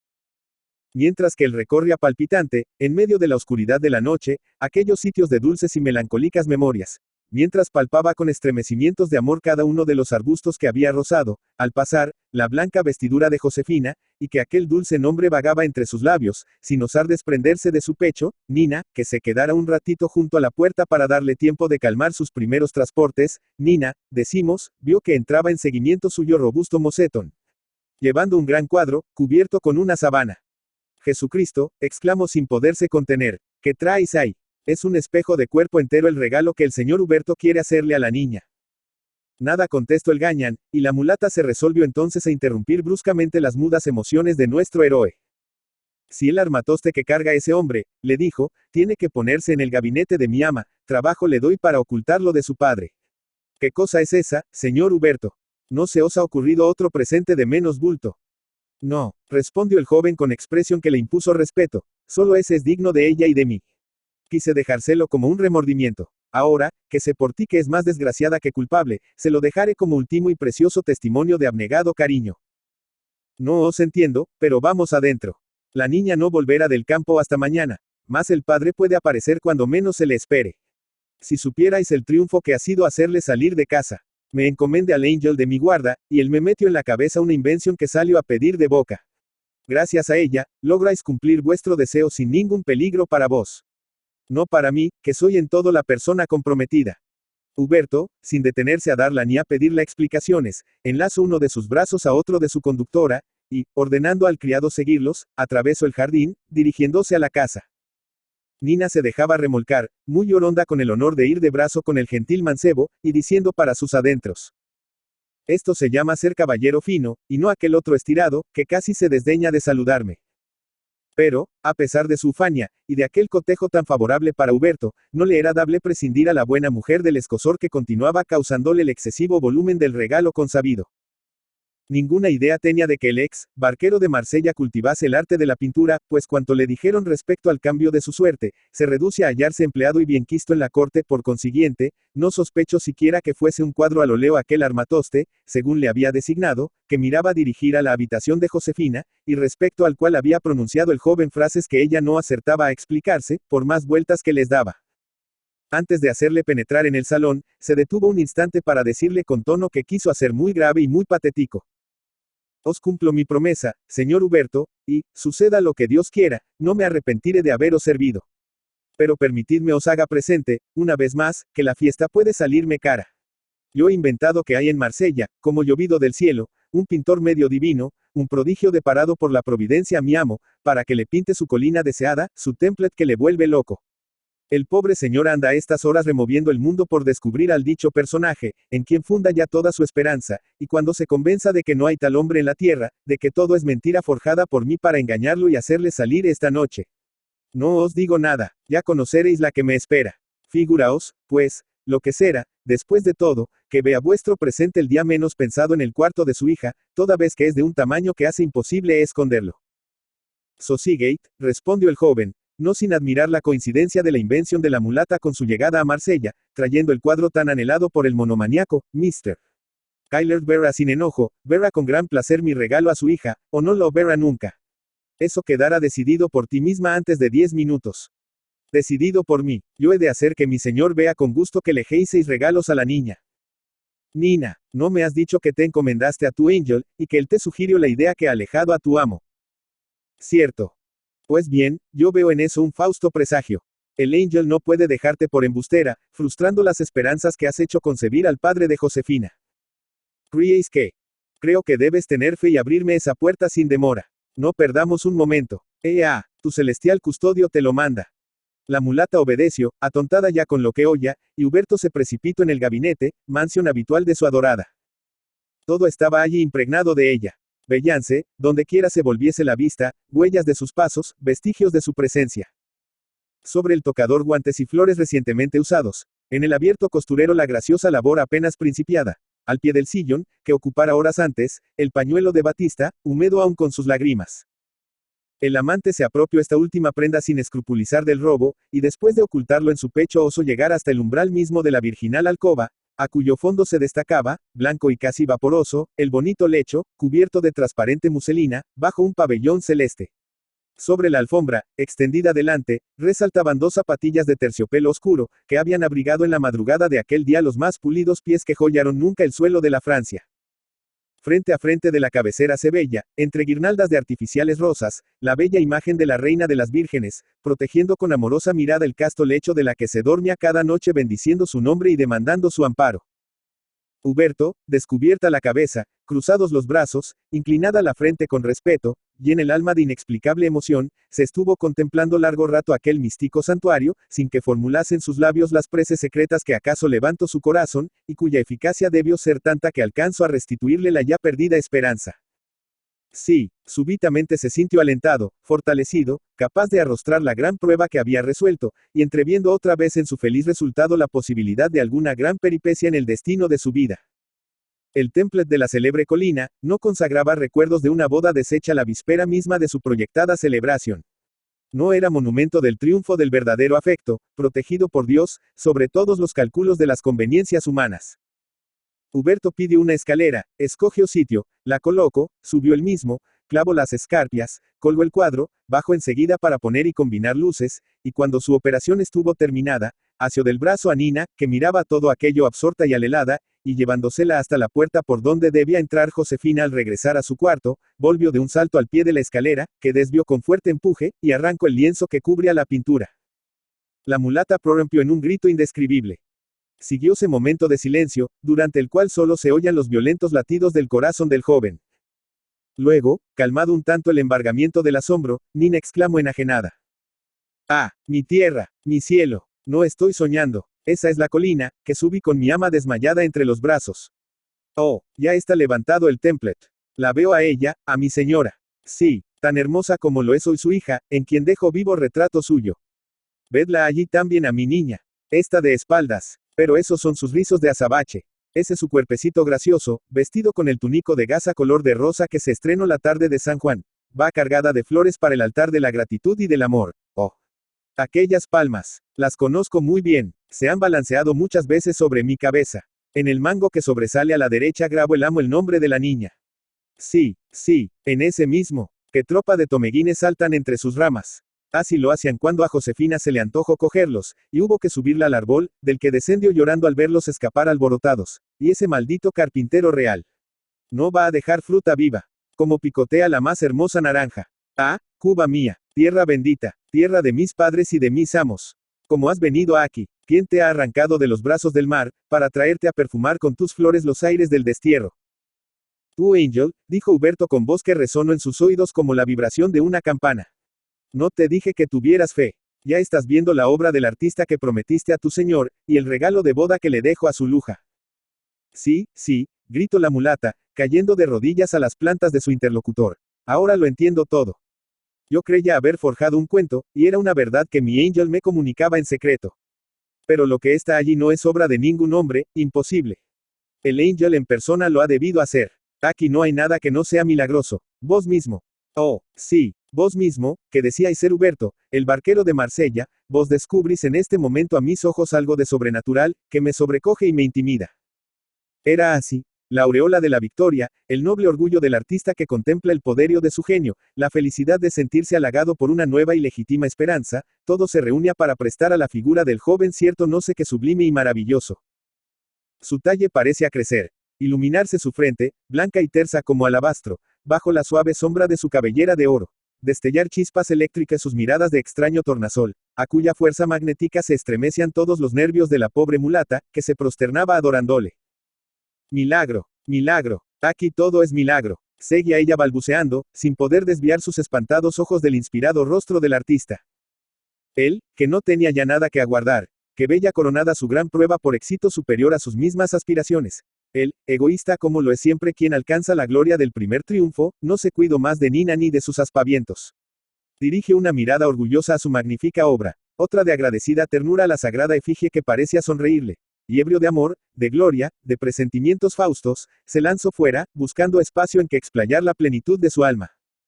Cuando Nina quiso seguirle, moviendo con cuanta ligereza le era posible la gravedad de su cuerpo, ya había desaparecido, sin que ella supiese cómo ni por dónde. Ignorante y supersticiosa, acabó, con tal circunstancia, de llenarse de pavura. No hubo historia de espíritus y fantasmas que no se le ocurriese entonces, para convencerla más y más de que se hallaba bajo la influencia de seres del otro mundo. Recordando la enfermedad de Huberto, que inquietaba días antes a su familia, la palidez cadavérica que ella observó en el semblante demudado del joven, al verle de improviso en la calle, el singular empeño de dejar allí por sí mismo aquel regalo de boda, obra evidentemente, según su juicio, de una mano superior a las manos mortales, y todo, finalmente, cuanto él dijo aquella noche, y cuanto ella había inventado antes para facilitarle entrada, todo, decimos, se reunió para persuadirla de que Huberto había dejado de existir. Y que su ánima errante, revistiéndose apariencias de la materia destruida, lograba tornar a Marsella para hacer a la que había sido su ídolo, mediante la intervención del Angel invocado por su criada, aquel presente de dicha para su padre tan completo, que arrollase en el ánimo de Mr. Kyler toda clase de consideraciones. Ora se le helaba la sangre y el corazón, figurándosele que veía arder su cuadro, desechado con ira, lo mismo que cuantos le precedieron por el exigente monomaniaco. Nada, en verdad, hallaran los lectores en esta hipótesis, que justifique los terrores que excitó violentamente en la misma que la forjara. Pero nos consta que le bastó juzgarse en relaciones con un aparecido, para que, no obstante ser su simpático barquero y mezclarse un Angel en el asunto, concibiese Nina tan extremado miedo, que, después de cerrar presurosa la puerta del gabinete para no ver la pintura, se salió temblando a la escalera, a fin de esperar allí el regreso de la servidumbre. No hallándose capaz de quedarse sola dentro de la casa. Aunque los criados prolongaron su paseo hasta muy cerca de las 10, todavía la vieron salirles al encuentro toda azorada. ¿Qué es eso? ¿Qué ha ocurrido? La preguntaron con susto. Vino el amo y se ha irritado mucho por nuestra ausencia. Oh Yala, pero sola he estado, o mejor dicho, no tan sola como debía, contestó ella embrollándose. Vale más no tener una nadie que la acompañe, que hallarse en roce Dios sabe con quién. Entremos y permanezcamos juntos. No me abandonéis, hijos míos, porque pasan esta noche cosas bien extrañas. Cada criado la acosó con 1000 preguntas, pero ella, que, aun entrando entre todos no recobraba aliento, les decía en voz baja, como recelosa de que la oyesen invisibles testigos. Chist, no hay que atosigarme, se sabrá la verdad cuando sea preciso. En cosas de esta especie nada se gana charlando. ¡Ay, Santa Virgen! ¿Cuántos no las llaman patrañas de viejas? Jesús, Jesús, recemos un Padre Nuestro por las ánimas benditas. La servidumbre guardó silencio, dominada también por vaga zozobra, y aún no había pronunciado Nina la última palabra de la oración que recitaba, cuando sonó la campanilla de la puerta con la fuerza que le imprimía siempre la mano de Mr. Kyler. El Señor, exclamaron los criados, alegrándose de su llegada, porque esperaban que no le recataría la mulata el secreto de su misteriosa pavura. Pero la vieron al punto arrinconarse aterrada, pues, en medio de sus supersticiosas aprehensiones, no perdía de vista el peligro real con que podía amenazarla la justa cólera de un amo atrevidamente engañado. ¿Cuál no sería su sorpresa al notar que entraba satisfecho y diciendo con cierta jovialidad inaudita en él, ¡Ea! ¿Dónde está esa gordiflona? Hacía perfectamente en llamar maldita a su memoria. Todavía andaría buscando al célebre pintor, si no hubiese hallado quien rectificara las malísimas señas que me dio ella. Nina salió de su escondite, mirando a su señor con ojos muy abiertos y espantados. Vaya con tu boulevard de damas, añadió el viudo, dándole una palmada en el hombro. Jamás se ha hospedado en hotel o casa particular de aquel barrio el hombre eminente a quien me dirigiste. Por fortuna hacerte a encontrarme con un conocido, que lo tuvo por compañero de viaje desde París a esta ciudad, y a él le debí la dicha de dar por fin con la habitación que buscaba. ¿Con la habitación de quién, mi amo? Dijo Nina, más y más estupefacta. ¿Con cuál había de ser? Con la del artista en quien cifro mis últimas esperanzas. ¿Le habéis hallado? ¿Le habéis visto? No estaba en su casa, pero hablé con su padre y le he dejado aviso de que mañana a las 9 iré a verle para un asunto importante. Su salida de Marsella no es tan pronto como te dijeron. En lo que anduvieron exactos fue en los elogios de su singular talento. Su compañero de viaje ha confirmado cuanto supe por ti. Es un artista joven, pero que ha merecido ya el favor del rey y de la corte. ¿Cómo, señor? Repuso la mulata. ¿Estáis seguro de que el hombre de quien os hable, y vos decís haber encontrado, es, en efecto, persona de carne y hueso, como nosotros? ¿Piensas que sea un fantasma? Respondió Mr. Kyler, sonriendo por primera vez después de muchos años. Fantasma, o ángel bajado del cielo, o muerto salido del sepulcro, yo no sé lo que será. Pero me consta que tal hombre no lo ha habido nunca en el mundo. Lo declaro aunque me meitéis, porque es preciso que se sepa ya el misterio. Estás loca, Nina, dijo el viudo, mirándola sorprendido. Ay señor, se atrevió a exclamar entonces el ayuda de cámara. No os halláis a todos aquí porque la pobre mujer nos ha alarmado con palabras por el estilo de las que le habéis oído. No sé qué cosas se le han entrado en la cabeza. Dice disparates que dan miedo, añadió la costurera. Nina, artículo con tono compasivo Mr. Kyler, ¿te dormiste acaso y tuviste alguna pesadilla? No, mi amo. Lo que digo es la verdad. Que yo me atreví a querer engañaros. Pero no os engañe, porque lo hacía todo por disponerlo hacia el ángel de mi guarda. Que no hay tal pintor venido de París, pero que Dios permite que las almas vuelvan al mundo para hacer y pedir obras buenas, y por eso vuestra esperanza no se verá chasqueada esta vez, en que no es un hombre de este mundo el que debe realizarla. Mujer, mira que estás desvariando. ¿Queréis ver que no? Pues bien, decidme, señor, no es todo lo que deseáis que el pintor consabido os copie la colina y el templet, lo más al natural que sea posible a la habilidad de un hombre. Bien, ¿y qué? Y no os daréis por muy contento con que, después de explicárselo vos mucho y estudiarlo el más, haga, al cabo de días y días de trabajo, lo que otros no han conseguido. Bien, ¿y qué? Que si yo os pruebo que eso que esperáis de tanta explicación y tanto estudio y tanto trabajo, está ya hecho, está ya en vuestra casa, mejor y más al vivo de lo que nunca imaginasteis, os será preciso confesar que solo un ángel, o un espíritu que ya no está en la tierra, pueden haberlo ejecutado. Vete a dormir, desdichada. Estás borracha sin duda, dijo el monomaniaco, echando a andar para su cuarto. La mulata, herida por el ultraje, se le fue encima con toda su mole, y agarrándole fuertemente por un brazo. Borracha, exclamó. Decís que estoy borracha, venid pues y veremos. Vengan todos y se sabrá la verdad. Todos, en efecto, la siguieron en tropel, hasta que, llegando ella a la puerta del gabinete, arrastrando casi al atolondrado Mr. Kyler, la abrió de un golpe y gritó con singular aire de victoria y de espanto, extendiendo su robusto brazo hacia la pintura, que apareció maravillosamente destacada del fondo del gabinete. Mirad, y decid si puede ser un hombre quien hace a vuestra hija tal regalo de boda. 8. Entrevista de Mr. Kyler y Huberto. Huberto no pudo dormir en toda la noche. La conversación de Mr. Kyler con su padre, que éste le refirió, le hizo comprender toda la singularidad de la situación.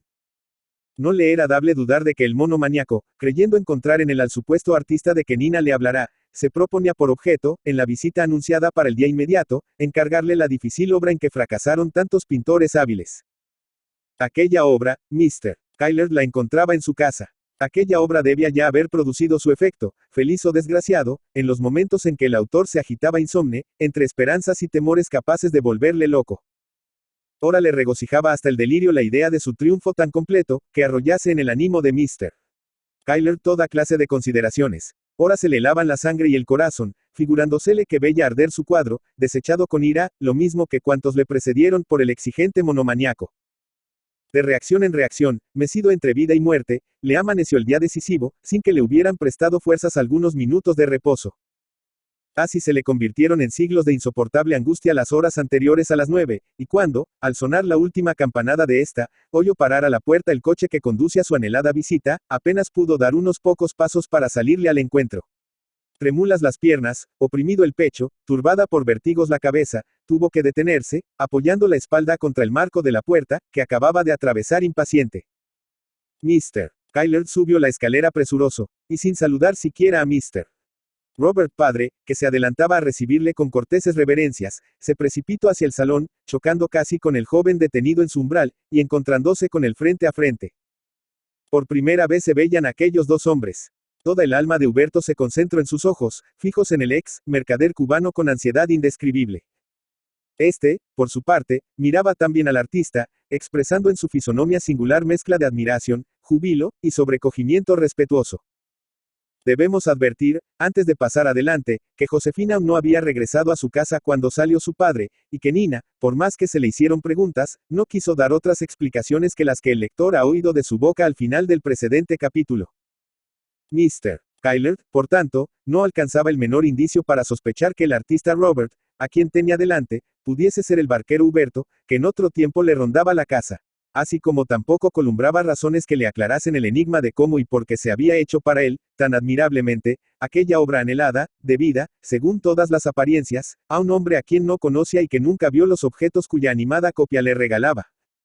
En tales confusiones, casi acoge a como única explicación la que le había dado la supersticiosa Nina, con la diferencia de que él, al conceder la posibilidad de un milagro, se inclinaba a atribuir toda la gloria de la intervención al alma bienaventurada de su difunta esposa, sin acordarse en manera alguna del custodio celeste de su mayordoma. Contemplaba, pues, a nuestro héroe con cierta impresión de religioso pavor, asociado a su natural regocijo, y durante minutos ni uno ni otro rompieron, con una exclamación siquiera, el solemne silencio de aquel comienzo de la primera entrevista. Huberto fue quien soltó al cabo, temblándole la voz, esta breve frase. Creo, señor, que tengo la honra de recibir a Mr. Kyler. Lo que es yo, caballero, respondió el viudo, conmovido también visiblemente, no sé qué creer ni qué pensar de vos. De todos modos, vengo, si sois ángel, a adoraros levantándoos altares en mi alma. Si sois hombre, a bendecir vuestro genio, rindiéndole en tributo de admiración y gratitud toda mi fortuna, todo cuanto soy y valgo. Huberto respiró ya, la sangre, paralizada en sus venas, comenzó a correr impetuosa, colorando vivamente su rostro. Soy, señor, dijo entonces alentado, soy simplemente un artista novel, que se ha atrevido a dedicaros su primer ensayo, y que recibe harta recompensa al comprender, por lo que oye, que ha logrado la dicha de agradaros. Agradarme, repitió Mr. Kyler, exaltándose por grados. Ah, si es cierto que no es más que un hombre el autor sublime del prodigio que poseo. Si puedo hablarle, asirle, amarle como a un semejante mío, no es sagrado lo que tiene derecho a exigirme, lo que yo debo manifestarle. Todo mi amor, todo mi reconocimiento, todo mi respeto, no bastan a pagarle. Pero yo no puedo creerlo, añadió, no puedo explicarme que el regalo con que habéis enriquecido mi casa sea inspiración humana. Aclarad mis confusiones, bienhechor bendito. Decidme cómo habéis adivinado objetos que no visteis nunca. como los habéis animado maravillosamente con solo el poder del arte. Como he podido mereceros, yo, que nunca hasta hoy he tenido la dicha de contemplaros, el que dedicarais vuestros desvelos a la satisfacción de mi afán. Hablad, hablad. Todo lo comprenderéis solo con que os diga que hace cerca de 3 años cifré mi única ambición, mi única dicha en merecer este día.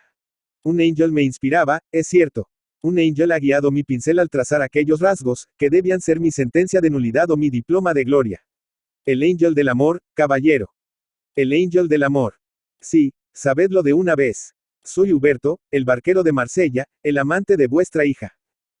Vos, no os llamáis, pues, Robert. No desempeñáis en París el honroso cargo de guarda, cuadros de S.M. Luis XV. No gozáis justa reputación de un talento artístico de primer orden. Soy un artista barquero, sí, señor. El cielo me hizo lo uno, la desgracia lo otro. La casualidad después me ha proporcionado fortuna en la corte, pero solo vos podéis hacerme feliz. Solo vos podéis coronar al artista, enaltecer al barquero, dispensando al amante un rayo de esperanza. Huberto, Robert, Angel, artista, barquero, seas lo que quieras, déjame abrazarte. Grito Mr. Kyler, sin poder ya contenerse. Déjame que te estreche contra este corazón, que te has conquistado para siempre. El joven se arrojó, llorando de alegría, a los brazos del padre de su amada, abiertos para recibirle, y por espacio de más de un cuarto de hora permanecieron enlazados, uniendo sus lágrimas, y sin que se oyeran más palabras que estas entrecortadas exclamaciones. Huberto, hijo mío, cuánto te amo. Padre de mi Josefina, padre de mi corazón, qué momento tan dulce.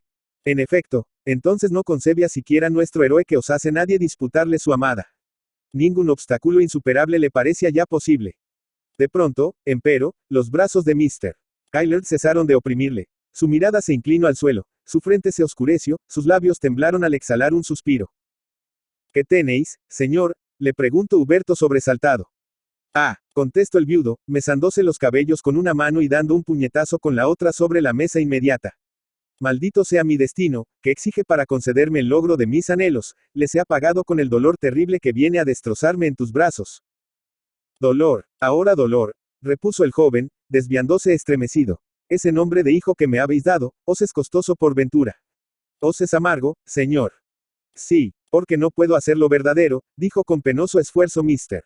Kyler. Porque daría mi vida por repetírtelo ante Dios y el mundo. Y no lo ger nunca, sin embargo. No lo geréis nunca.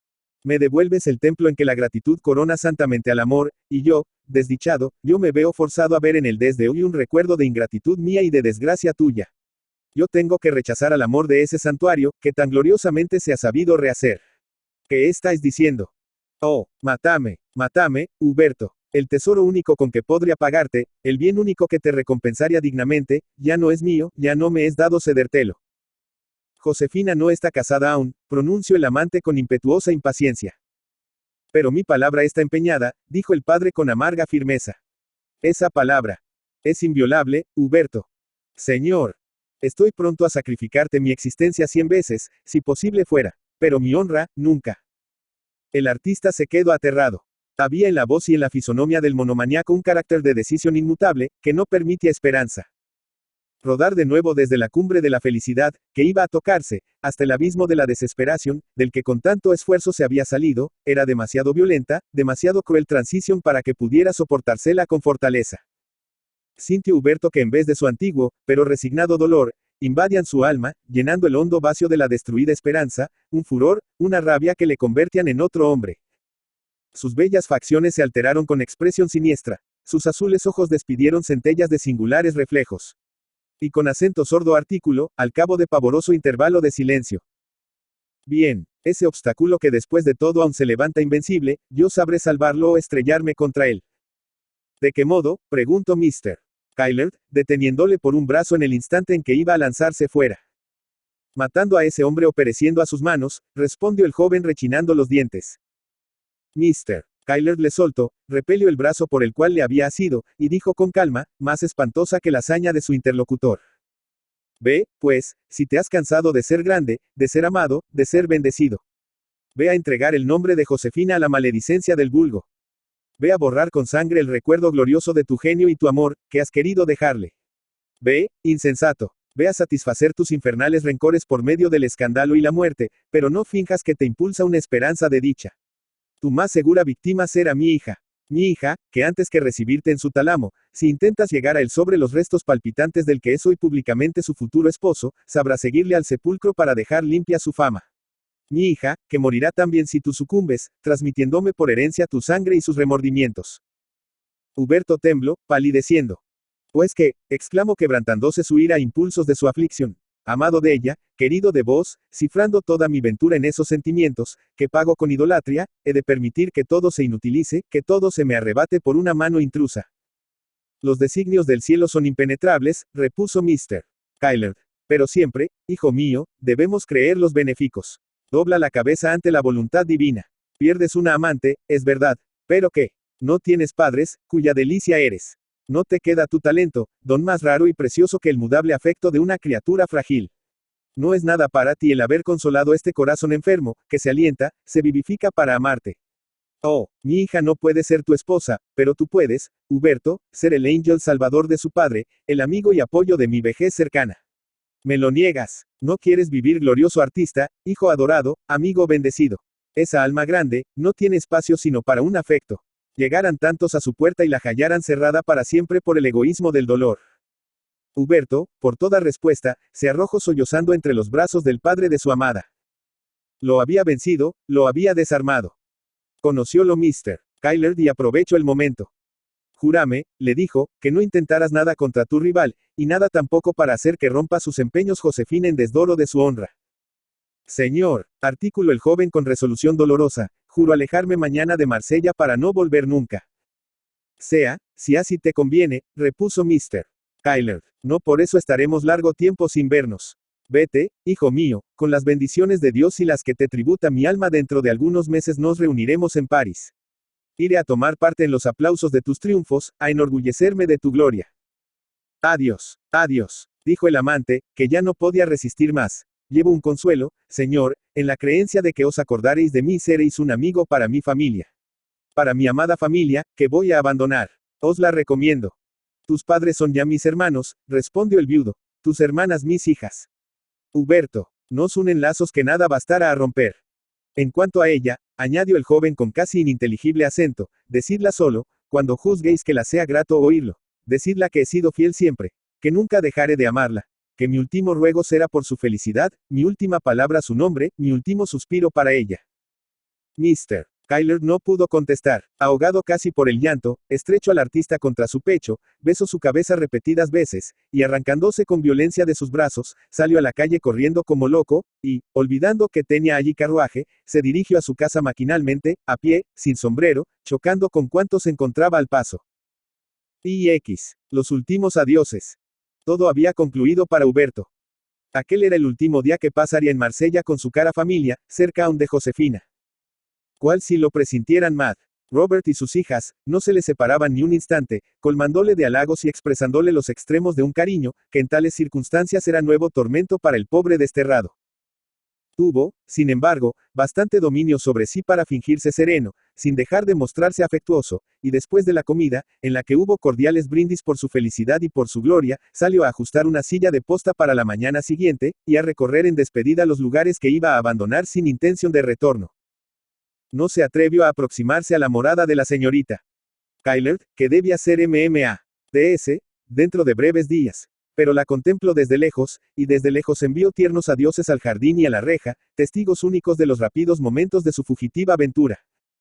Luego se dirigió al muelle. Había dispuesto de antemano que le llevaran su barca, y la encontró, en efecto, atracada a la embocadura casi del canal, cerca de la Sanidad, Intendant Sanitaire. Empezaba a soplar el N.O., si bien débilmente todavía, y a pesar del miedo que infunde dicho viento a los pescadores de aquel golfo, nuestro protagonista saltó ligero a su débil esquife, soltó la amarra y desplegó atrevido su blanca vela latina. Quería salir de la ensenada para contemplar de frente a la hermosa ciudad de sus recuerdos, despidiéndose al mismo tiempo de aquellas olas amigas, que tantas veces habían mecido y arrullado apacibles sus dolores y sus esperanzas. Deteníanse a mirarlo los paseantes del muelle, y dos de ellos, que se dirigían hacia el fuerte de San Juan, trocaron entre sí las siguientes palabras. Ved, es el Galen barquero, que vuelve a aparecer con su coqueta embarcación. Mal día ha escogido para reconciliarse con su antiguo amigo el Mediterráneo.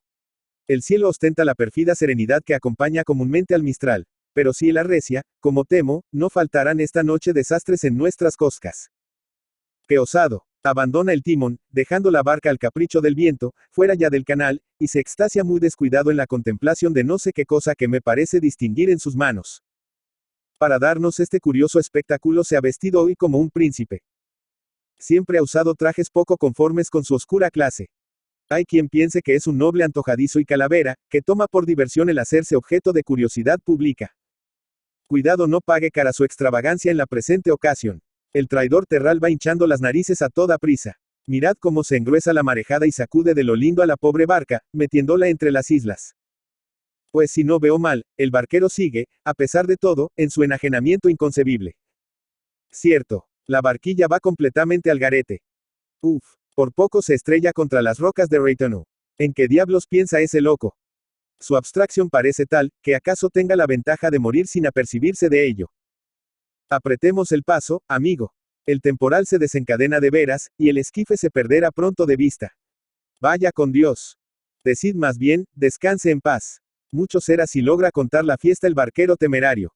Su peligro se va haciendo muy serio.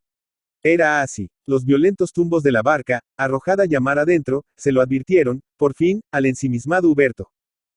Había pasado, a la merced del viento y de las olas, por entre el grupo de islillas, en que pudo ser 100 veces estrellado, sin cuidarse más que de contemplar, cubriéndolo de besos y de lágrimas, el pañuelo de batista robado a Josefina. Pero sucedía aquel desapercibido riesgo, otro no menos grave, que se le presentaba en toda su inminencia.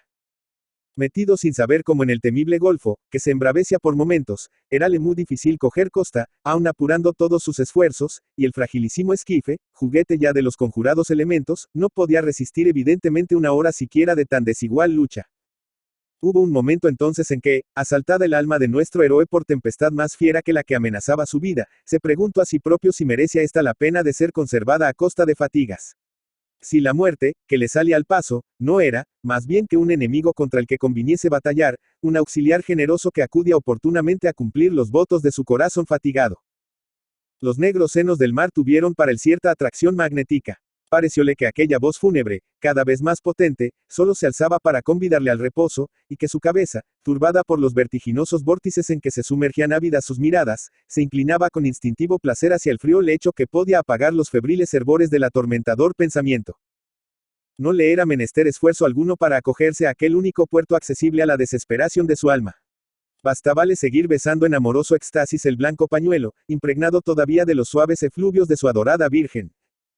Aquella tentación superaba en violencia a cuantas hasta entonces le suscitara el infierno. Presa de ella el infeliz amante, arrebatado por el rugiente olaje, que ora le alzaba sobre montes de espuma, como para romper sus lazos con el mundo, ora le precipitaba con ímpetu, como para hacerle probar la fácil cercanía del sepulcro, volvió hacia Marsella su semblante, donde brillaba una esperanza siniestra, y dirigió a su amada y a su familia último e inarticulado adiós. En aquel momento un terrible golpe del viento tronchó la débil entena de la barca, que zozobro crujiendo, y nueva oleada le pasó bramando por encima, pareciendo haberla sepultado. Pero no, la mística estrella de los mares velaba desde inmutable esfera, sobre el que tantas veces la había saludado y bendecido. La fuerza de vivir, ha dicho un escritor moderno, constituye esencialmente parte del genio.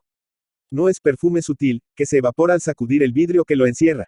Es fortificante viático, que sostiene maravillosamente a quien lo posee, durante los azares del camino. Huberto lo experimentó así en el punto mismo en que contempló frente a la muerte, en medio de la doble tempestad de la naturaleza y de su espíritu.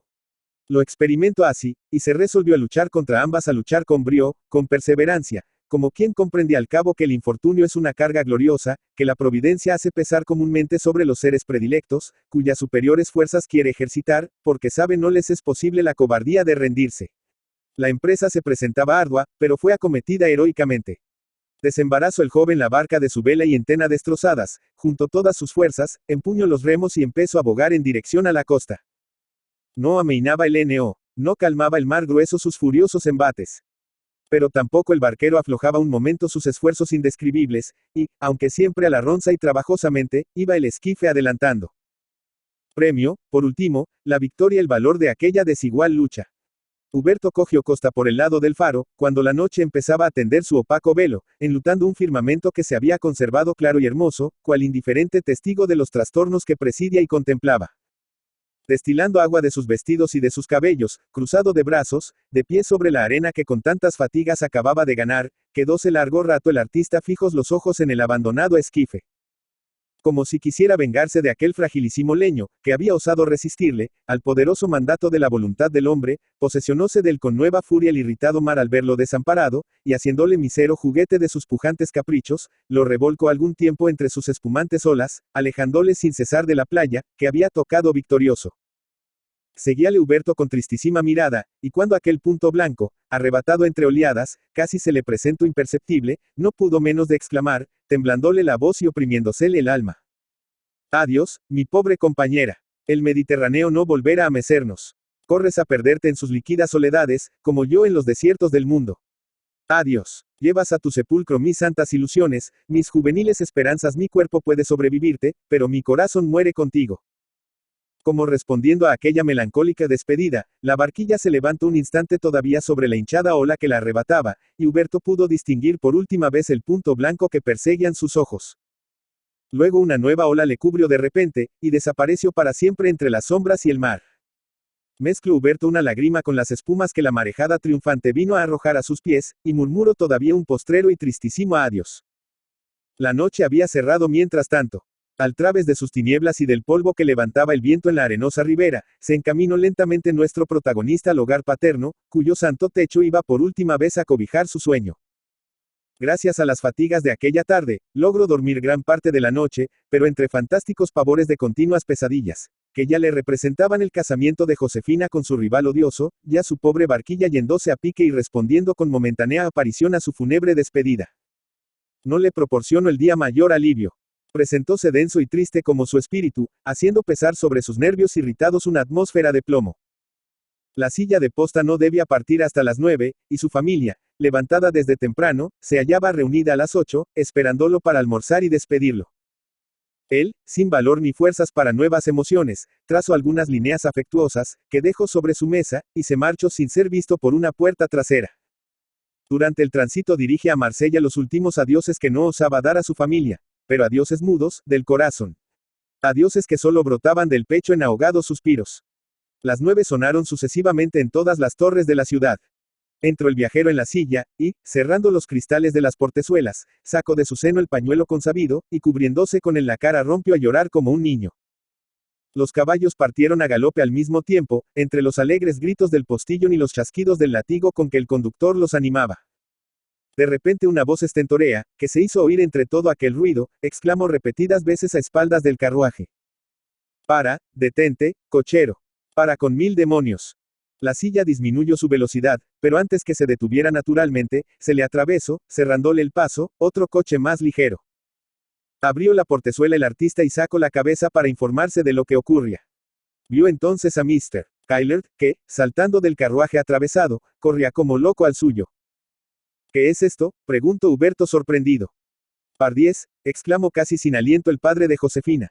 Si tardo un minuto no os encuentro a mi alcance, y me hubiera sido preciso seguiros hasta París. Señor, tartamudeó el joven, ¿qué motivo puede existir para que os impusierais semejante fatiga? No quisiera que nadie agravase mi dolor con tristes despedidas. No se trata de eso, respondió Mr. Kyler, arrancándolo de su asiento con la fuerza de un Hércules. Bajad, venid, dejaremos a Marsella. Pero será dentro de algunos meses, cuando yo haya arreglado mis asuntos. Y entonces no tendremos que despedirnos de persona alguna querida, porque a todas nos las llevaremos con nosotros. Subid a mi carruaje. Vivo, vivo. Josefina estará ansiosa. Ahora, cochero, a casa. Voló el carruaje llevándose a los dos, y mientras desempedraba las calles en dirección a la de Caneviere, nuestro héroe, que temía estar soñando, acertó apenas a decir a su compañero. ¿Querréis explicarme lo que esto significa? Sí, amigo mío, contestó el ex mercader, sacando un papel de su faltriquera. Significa que hoy mataría yo al hombre con quien vos queríais hacer otro tanto ayer, si no mediase la circunstancia de que, en justicia, tanto vos como yo debemos bendecirle. Lid esta carta, y lo comprenderéis todo. Huberto devoró, en efecto, las siguientes líneas, terminando la última en el momento en que el coche se detenía a la ancha puerta de la última casa de la Caneviere, cerca del paseo público. A Monsieur Kyler. Señor, después de una noche de insomnio y de combates, me dirijo a vos, confesándoos lealmente la situación difícil en que me hallo. Cifraba mi dicha en unirme con lazo indisoluble a la señorita vuestra apreciable hija. Pero cuando aguardabas al dignísimo deudo que me ha servido de padre y debía conducirme a las nupciales aras, recibo una carta suya, en la que, retirando la aprobación concedida antes a mis votos, me declara del modo más explícito que ha descubierto la existencia de insuperables obstáculos, que le obligaran, siempre a rehusar su patrocinio al matrimonio concertado, no obstante el alto concepto que le merece la señorita Caillard y la general estimación que goza justamente su familia. El respeto profundo con que he acatado, toda mi vida las voluntades que hoy me son contrarias, no hubiera quizá bastado en esta ocasión para decidirme a un sacrificio, el más duro para mi alma, si no cooperase en su auxilio otra consideración gravísima, que es oportuno conozcáis. Señor, vuestra hermosa hija, aunque acepto voluntariamente al parecer los sentimientos que me inspira, oculta mal después la tristeza, y aun casi puedo decir el arrepentimiento, con que ve acercarse el día que yo ose esperar le fuese tan grato como a mí mismo. He luchado algún tiempo con las amargas desconfianzas que tal observación ha despertado en mí, pero hoy que, acaso providencialmente, ocurre inesperado obstáculo para un enlace que haría tal vez la desgracia de vuestra hija, me juzgo en el deber de manifestaros que por mi parte la restituyo la libertad que parece anhelar, deseando que ella y vos hagáis justicia al noble sentimiento que me dicta tal conducta, y dejándoos dueños de fundar en aquel o en otro cualquier motivo que más os satisfaga. La razón de un rompimiento que, si me priva del gusto de llamaros padre, no alterará nunca el verdadero aprecio con que seré, siempre vuestro fiel amigo, el caballero de S. Conclusión. Cuarto 5 de junio. El 5 de junio de 1755 daba un banquete Mad. de Pompadour en su hermoso palacio del Eliseo. Concurre a él todo su círculo de confianza, en que entraban títulos, literatos, filósofos, pintores, músicos y mujeres de moda. Ella se complace en dar a sus reuniones cierto carácter intelectual y universal a la vez. La de aquel día era una afectuosa despedida a Mr. Huberto Robert, de cuyo matrimonio con la señorita Josefina Caillard, celebrado el 10 de febrero en la capilla de Versalles, había sido madrina la favorita, cumpliendo su palabra empeñada. Los asistentes a dicha ceremonia aseguraban que pocas veces la habían visto tan linda, animada y risueña, como mientras presenciaba aquel enlace, formado bajo sus auspicios. Hubo, empero, que lamentar la imprudencia que cometió, exponiéndose sin precaución a una corriente de aire. Causa de que en el momento de abrazar cordialmente a la joven desposada, concluido el solemne acto, le acometiera un desmayo, que, obligándola a retirarse, turbó no poco la general alegría. Este desagradable accidente no impidió que a la siguiente mañana mandase la madrina a los recién casados sus regalos de ley, entre los que se contaba una licencia real para que el guarda, cuadros, conservando su empleo, pudiese inmediatamente marcharse a Italia, pasando a los años necesarios a perfeccionarse en su arte. Larga y grave dolencia que padeció Mr. Caillard, imposibilitó a sus hijos de emprender el viaje tan pronto como S.M. parecía desearlo. Pero restablecido completamente el enfermo, al cabo de 3 meses, dedicados por los jóvenes esposos a su exclusiva asistencia, se comenzaron con calor los preparativos de marcha, fijando para el 5 de junio, día tan señalado en la vida de ambos. La marquesa no había vuelto a verlos desde la noche de las nupcias, pero la misma mañana en que ellos fueron a Versalles a fin de tomar órdenes del rey, se trasladó ella a París, para despedirlos a su vuelta con obsequios dignos de la amistad con que le place honrarlos. Elegido para el banquete aquel mismo 5 en que debió ser la partida, se difirió esta hasta la madrugada del día siguiente, que también era para los dos amantes memorable y fausto aniversario. Carruajes lujosos y modestos, cuyo ruido prestaba nueva animación al aristocrático barrio de San Honorato, se detenían por instantes, la tarde del expresado día, a la blasonada puerta del Palacio del Eliseo, cuyos vastos salones, decorados profusamente con púrpuras, oro, estatuas, pinturas, espejos, flores y pebeteros orientales, fueron invadidos muy pronto por lucida concurrencia. Veíanse allí, al lado de notabilidades sociales, todas las eminencias del talento. El casi centenario Fontenelle, cuyo esprit petillante en la conversación no helaron nunca ni la gravedad de los estudios científicos ni los hielos de la vejez. El serio Malesherbes, que en la fuerza de su viril juventud mostraba la inflexible firmeza con que 15 años después dirigió a Luis XV sus célebres remontrances, y más tarde desafió a la guillotina presentándose a defender a Luis XVI ante la Convención Nacional. El trágico Crevillon, que a los 81 años acababa de dar a la escena su última producción, cuyo éxito, merced al patrocinio de la bella Juana Antonia, aún pudo recordarle aquellos ruidosos triunfos de que se encelaba el autor de Zaira y de Mahoma, desterrado entonces de París, el afortunado Marivaux, que hacía con sus comedias las delicias de la corte. El ingenioso Marmontel, en cuya juvenil frente se ostentaban numerosos lauros académicos, de que se envanecía su protectora, el Besio, que se presentaba por primera vez con su distinguida consorte. Latour, a quien abrió su santuario el mundo aristocrático, desde que con su magnífico retrato de la favorita mereció que el rey lo abrazase. Pigalle, sobrenombrado el Fidias de la Francia. Greuze, creador de un género en que no tuvo rivales. Mondonville, compositor de moda. Vanloo, primer pintor de cámara. Y otros varios artistas, confundidos entre galanas beldades. A todos les hacía los honores, llena de gracia exquisita, la señora de la casa, que vestía riquísimo traje de brocado azul y plata, y estaba peinada del modo elegante y coqueto que llevó siempre su nombre, resaltando entre su empolvado cabello pequeños grupos de trémulas estrellas de brillantes. No había uno que no declarase en alta voz que entonces, como nunca, tocaba el apogeo de la belleza. Sonreía ella halagüeñamente al oírlo. Pero cuando, al pasar delante de un espejo, arrojó sobre su imagen una mirada furtiva, trocóse en amarga la expresión de aquella dulce sonrisa. Porque comprendió al momento que ni el brillante carmín que enrojecía sus labios y dibujaba rosas en sus mejillas, ni la amplitud y calculados follajes del vestido, que artificialmente redondeaban sus formas, ni la misma sobreexcitación nerviosa, que avivaba el fuego de sus ojos, alcanzaban a disimular por completo la palidez, el demacramiento y la tristeza, que iban ajando lenta pero progresivamente la ponderada frescura de sus encantos. Minutos antes de la hora del banquete se presentó el héroe de la fiesta, llevando del brazo a su hermosa compañera, cuyo tipo criollo había hecho gran efecto en la corte durante su breve aparición en Versalles. Conservaba Josefina el mismo gusto por la sencillez que la distinguía de doncella. Su traje pajizo tenía por todo adorno algunos bouquets de pensamientos, delicadas flores que coronaban también, en doble guirnalda, las profusas trenzas y ondulantes rizos de su cabellera de ébano, cuyo lustre natural jamás encubría el polvo, extravagante moda cortesana. La felicidad había restituido a la esbelta hija de Cuba aquel suave matiz de la juventud y la salud, que esmaltaba de continuo, sin colorarlo nunca demasiado, el gracioso trigueño de su cutis fino, terso y casi transparente.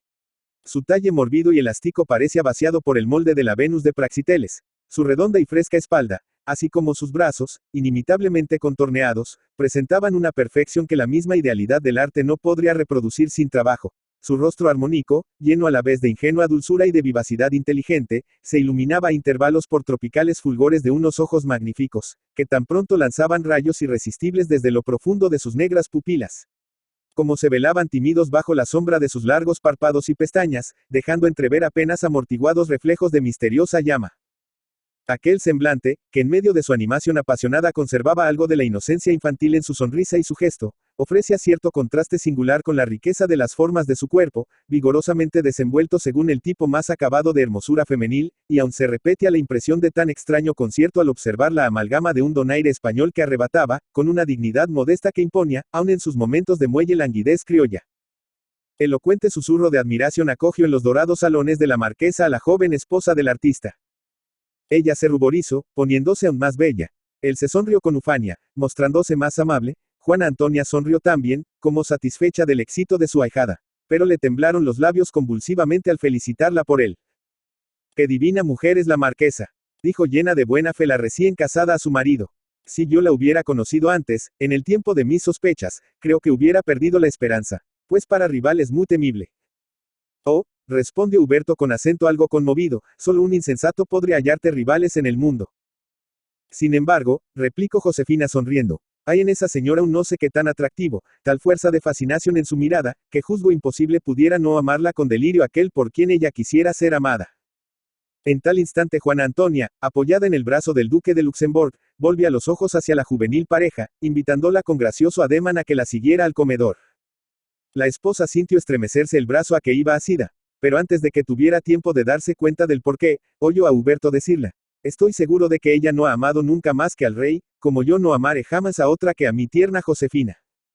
Todos los convidados ocuparon sus puestos en la mesa, y en breve sazonó la comida animada conversación. La sociedad tenía mucho de artística, por consiguiente la chismografía cortesana no fue en esta ocasión la que hizo todo el gasto. Marquesa, voy a daros una buena noticia, dijo el príncipe de Soubise. He descubierto que nuestro viejo Marivaux, que aparenta dormirse sobre sus laureles, está escribiendo una obra deliciosa que quitará el cetro a la sorpresa del amor, cuya representación nos valió tantos aplausos como inimitable actriz. Sea bienvenida la nueva producción, querido príncipe. He allí a Mondonville, que se me quejaba hace poco de la escasez de producciones teatrales. Verdaderamente, señora marquesa, desde que tuve la gloria de veros representar mi Venus, ardo en inútil afán por conseguir algún bonito libreto para otra opereta que pueda pretender igual triunfo. La comedia que yo escribo, observo Marivaux, no se presta a la música. Y no podría Marmontel, que todo lo hace con facilidad, suministrar a nuestro virtuoso el bonito libreto que solicita, preguntó una dama. Ah, señora, respondió con alguna fatuidad el joven Lemosín, el Mercurio me pide sin cesar cuentos morales, porque les debe su boga. Los enciclopedistas se muestran siempre ávidos de mis artículos literarios, y Lecain, nuestro gran actor, me persigue reclamando tragedias. Decid si es posible, a menos de multiplicarme, satisfacerlos a todos. A propósito de tragedias, señoras y señores, dijo el Becio. He oído asegurar que el triunvirato, de nuestro amigo Crevillon, ha merecido elogios del descontentadizo Voltaire. Pronunció el autor octogenario, frunciendo el entrecejo. Si eso es así, señora marquesa, habéis hecho mal seguramente en sacarme de la oscuridad en que vegetaba, olvidado como mueble inútil. Hubo entonces momento de risa general, que terminó la mujer del Becio, declarando confidencialmente que su marido también se había divorciado de las musas, halagüeñas con sus primeros días juveniles, para contraer más durables empeños con la grave filosofía. Fontenelle preguntó al antiguo administrador de la hacienda regia si saldría pronto a luz el primer fruto de aquel nuevo consorcio, y todos celebraron la fausta noticia que les fue comunicada en confianza, de que no pasaría mucho sin aparecer en el estadio de la publicidad, el después famoso libro del Esprit, cuyo árido materialismo debía dar solemne mentis a cuantos habían atribuido al autor dotes felices de poético ingenio. Puesto que hablamos de música y de filosofía, dijo el mariscal de Luxemburg, ¿os acordáis, marquesa, del adivino de la aldea, representado por primera vez en Fontainebleau, hace como 3 años? Ciertamente, contestó Juana Antonia. El rey, a quien agradó en extremo aquella original música, quiso conocer al compositor. Pero, según se supo, era una especie de oso montaraz de la Suiza, que huyó espantado al ruido de los aplausos. Tiene por nombre Juan Jacobo Rousseau, dijo Malesherbes, y es el mismo, si no me engaño, que en un notabilísimo discurso sobre el origen de la desigualdad entre los hombres, obtuvo un año después merecido premio de la Academia de Dijon, que ya en otro certamen le había tan bien galardonado. En efecto, repuso el mariscal, eso era lo que quería decir Amat de Pompadour. Solo añadiré que voy a tener por vecino al oso en mi posesión de Montmorency, donde se le construye una especie de jaula, según diseño dado por él mismo. Me llevaré chasco si no salen de allí obras destinadas a hacer ruido en el mundo. ¿De música? Preguntó Mondonville. Oh, no, dijo el mariscal. Parece que ha desertado de su campo, como Mr. El Becio del de la poesía. Son imperdonables tales desertores, pronunció sonriendo Juana Antonia. Mejor diré tales apostatas de lo que hay más bello en el mundo. Ah, murmuró entre dientes Malesherbes, como si solo se dirigiese la palabra a sí mismo. La apostasia del Becio no hará perder mucho al Parnaso, ni acaso de a la filosofía sino un soplo más de egoísmo con que disecar el alma. Pero Rousseau puede ser para ella un ariete terrible contra el edificio social. Nadie escuchó este aparte del futuro ministro de Luis el Mártir, y el príncipe de Soubise dijo galantemente a la marquesa. Si las musas pierden aventajados adeptos, veis en cambio, ensancharse por día, el glorioso templo de los que rinden culto al divino arte de Apeles, poseyendo en voz sacerdotisa inspirada y tutelar omnipotente. Solo en esta mesa tenemos, además del venturoso ahijado a quien despedimos para la tierra clásica en que brotan privilegiadamente los laureles de Guido, Rafael y Salvator Rosa, otros varios representantes de una juventud artística que promete nuevas glorias a la patria de Lesueur, Poussin y Claudio Lorena. He allí a la Grenée, a quien la Academia abre sus puertas, proclamándolo el Albano Frances. Agreuse, que ha puesto en conmoción al mundo de los amateurs con la gracia infinita de su niña llorando por un pájaro, no digo nada de otros, cuya merecida reputación está ya confirmada por mayor número de años. Las bellas artes no se hallan ciertamente de duelo, sino más bien de gala. Deseo tener la honra, dijo Latour, de presentar a la señora de Pompadour un niño que apenas cuenta 7 años, y anuncia en su precoz disposición un genio artístico de primer orden. Su nombre. Santiago Luis David. Pues de precocidades se trata, añadió Marmontel. Sabed, señora, que tengo también un amiguito que aún no ha cumplido el 3er lustro, y me pide ya con empeño libretos de óperas cómicas. Se llama Andrés Ernesto Gretry, y, si cumple lo que promete su vocación prematura, será el Molière de la música. La ciencia puede citar hoy, igualmente, tempranas flores en su campo, menos fértil que el de las artes, dijo Fontenelle. La ilustre familia de Condorcet cuenta entre sus miembros un muchacho de 12 años, que, como Pascal, resuelve a esa edad difíciles problemas de geometría. Condillac tenía escrita, según me ha dicho, antes de tocar al 5º lustro, su primera obra de metafísica. Buffon se nos dio a conocer desde el comienzo del 4º por sus notables experiencias de física, pero el rapaz de que hablo nos regalará probablemente frutos más anticipados. Bueno, exclamó la marquesa. Celebro que aparezcan tantas nuevas lumbreras en el horizonte de la inteligencia, reemplazando a otras que se nos van oscureciendo. Ah, dijo Malesherbes, la que hemos visto extinguirse últimamente deja un vacío, señora, imposible de llenar. La jurisprudencia, la filosofía, las letras lloran a la par irreparable perdida, y la beneficencia se une a ellas, proclamando que el sabio, el gran magistrado, el escritor profundo, merecía, además, el no menos glorioso título de padre de los pobres.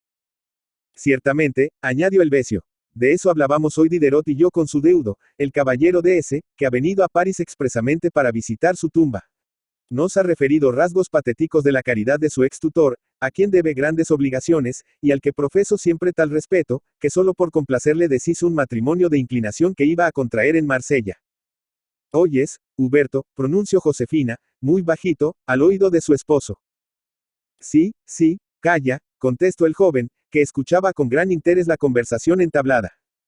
¿Habéis sabido, marquesa, cierto interesante episodio de la vida del ilustre difunto, que ha sido divulgado en estos días? Preguntó el príncipe de Soubise. No, referidmela, si os place. Los albaceas del grande hombre hallaron entre sus papeles una nota de 7.500 libras, enviadas a un tal M. Main, de Cádiz, y aunque dicho apunte tenía pasada una raya, como señal de ser ya inútil, se le preguntó por curiosidad al negociante nombrado qué objeto tuviera la libranza de aquella suma. La contestación ha sido que, según órdenes del librador, se había empleado en rescatar a un marsellés, cautivo por los moros de Tetuán. Un marsellés, exclamó la favorita, mirando a Huberto, que había dejado caer la copa que llevaba a sus labios. Sí, el célebre castellano de la Breda visitaba muchos veranos a su hermana Mad. De Héricourt, residente en la bella ciudad de la Provenza. Su nombre, gritó nuestro héroe con voz tremula, poniéndose en pie sin miramiento a nada. Decidme su nombre. El del cautivo rescatado era Robert, como el vuestro, si no me engaña la memoria. El de su libertador. Hablad, ¿cuál es el nombre de su libertador misterioso? No habéis atendido a la conversación, dijo la marquesa. Se hablaba de Carlos de Secondat, Baron de Montesquieu, muerto en París el 10 de febrero de este año. El 10 de febrero, exclamó Huberto. ¿Cómo? Aquel día en que se celebraban mis bodas, en que se completaba la dicha de que él había sido doblemente autor. Aquel día mismo expiraba cerca de mí el ángel tutelar de mi familia.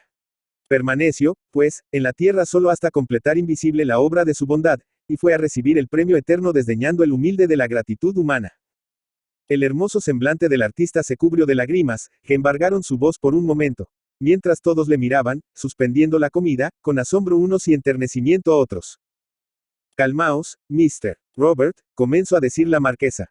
Pero antes que terminara su frase, el joven, fuera de sí, levantó de la mesa a Josefina, y arrancándola las flores que ornaban sus cabellos. A su tumba, exclamó, a su tumba estas flores. Ven, corramos. Nuestro bienhechor espera la bendición de nuestra despedida. Dichas estas palabras, y tomando del brazo a su hermosa compañera, dejó el salón pidiendo excusa a la marquesa y a los convidados, que abandonaron todos momentáneamente la mesa. Media hora más tarde se hallaban arrodillados los dos recién casados ante la funeraria losa en que se leía el gran nombre del Baron de Montesquieu. Las flores del banquete se esparcían sobre la sepultura, y las preces de la religión se elevaban silenciosas bajo la sombría bóveda de la capilla. Ah, si en la eternidad conservan las almas alguna misteriosa relación con el precario globo que abandonaron, si les es dado contemplar desde las tranquilas esferas de lo inmutable las móviles escenas de la vida terrestre. Sin duda, el célebre autor de las cartas persianas, del ensayo sobre el gusto, de las consideraciones sobre el origen de la grandeza y decadencia romana, y del espíritu de las leyes, que viviera lo que el mundo, no se sentirá tan halagado por la gloria que le conservaran aquellas obras en generaciones sucesivas. Como lo debió quedar en el cuarto 5 de junio de esta sencilla historia, al escuchar las bendiciones de las dos nobles criaturas que velaron toda la noche regando su tumba con el llanto del reconocimiento. 9 años después, cierta mañana de abril, entraba en París ancho coche de viaje, llevando a su testera un gallardo caballero y una bellísima dama, ambos en la lozanía de la vida. Ocupando los asientos del frente, veíase a una corpulenta mulata, ya algo vieja, pero frescota aún, entreteniendo con figurillas de movimiento a 4 preciosos niños que la rodeaban, como un coro de ángeles. El sol de Italia, que había oscurecido un tanto la antes alabastrina frente del joven padre de familia, y el carácter de viril gravedad impreso ya en su hermosa fisonomía, no le cambiaban de tal modo que no se reconociera con solo una mirada al artista barquero, que regresaba a la patria, cumplido el tiempo de sus estudios en la tierra clásica del arte, precediéndole la alta reputación conquistada por sus dos bellas obras de las catacumbas de Roma y el sepulcro de Mario. El coche se detuvo frente casi al gran edificio de la Real Academia de Bellas Artes, que pronto habría de abrir sus puertas al viajero, contándole con orgullo entre sus miembros más dignos, y ante la de una elegante casa, mansión de Mr. Kyler. Esperaba a sus hijos en medio de la familia Robert, aumentada con los maridos y la prole de las dos señoritas, casadas ya ventajosamente, y excusado es decir que fue inmenso el general regocijo en aquella reunión, largo tiempo anhelada. Huberto Robert, sin embargo, supo arrancarse de la felicidad que por todas partes le sonreía, para llenar deberes que conceptuaba sagrados. Quería partir enseguida a besar la mano de su rey, y a poner a las plantas de su protectora la corona artística con que una ilustre academia italiana le había premiado, recientemente, en público certamen. En efecto, 2 horas después se dirige a Versalles un ligero carruaje, que ocupaba él solo, y daban las 5 de fría y nebulosa tarde cuando descendió a la puerta principal del Regio Alcázar, que le era tan conocido. En aquel mismo instante salía por otra puerta un ataúd sin blasones, que llevaban en hombros 2 groseros gañanes. Ningún amigo, ningún criado acompañaba como doliente al solitario cadáver, conducido deprisa, sin pompa fúnebre ni religiosas preces, a su última morada en la tierra. Huberto Robert se detuvo a mirarlo con emoción inexplicable. Mientras tanto apareció Luis XV en el balcón más próximo, y notando que empezaba a lloviznar al dirigirse el féretro por la avenida de París, dijo bastante alto al duque de Fleury, que asomaba la cabeza a su lado: «Pobre Pompadour. Creo que jara con mal tiempo su postrer viaje». Aquel nombre hirió los oídos del artista, arrancándole un grito que hizo fijar en él las miradas del monarca. Pero aunque le reconoció y hasta le llamó afectuosamente, el joven, sin saludarle siquiera, echó a correr en seguimiento del solitario ataúd que se alejaba. Pronto la lluvia se desató con fuerza, más a pesar de ella y de la profunda oscuridad de destemplada noche, que le sobrecogió en el camino, siguió el esposo de Josefina, a pie y con la cabeza descubierta, acompañando al cadáver hasta dejarlo en el convento de las Capuchinas de París, donde entró en silencio, para sepultarse en modestísima tumba, la omnipotente favorita cuyos caprichos rigieron 20 años a la Francia. La corona del artista, colocada por él mismo sobre la fría lápida, fue la única ofrenda consagrada a su memoria. Gertrudis Gómez de Avellaneda. Gertrudis Gómez de Avellaneda, Santa María de Puerto Príncipe, Cuba, 23 de marzo de 1814, Madrid, 1 de febrero de 1873, llamada cariñosamente, Tula, fue una escritora y poetisa española del romanticismo. Se instaló en España a los 22 años, donde comenzó a publicar bajo el seudónimo de La Peregrina y se dio a conocer con la novela Sab, considera la primera novela antiesclavista, anterior incluso a Uncle Tom's Cabin, La cabaña del tío Tom, de la escritora norteamericana Harriet Beecher Stowe. Está considerada como una de las precursoras de la novela hispanoamericana, junto a Juana Manso, Mercedes Marrin, Rosario Orrego, Julia López de Almeida, Clorinda Mato de Turner, Manuela Gorriti y Mercedes Cabello de Carboneda, entre otras. De formación neoclásica, fue valorada en su época como una de las figuras clave del romanticismo hispanoamericano y el tratamiento que dio a sus personajes femeninos la convirtieron en una de las precursoras del feminismo moderno. Entre su vasta obra destaca su novela indianista Guatimosin, 1847, y sus piezas teatrales Saúl, 1849, y Baltasar, 1858, considerada esta última una de las obras maestras del teatro romántico.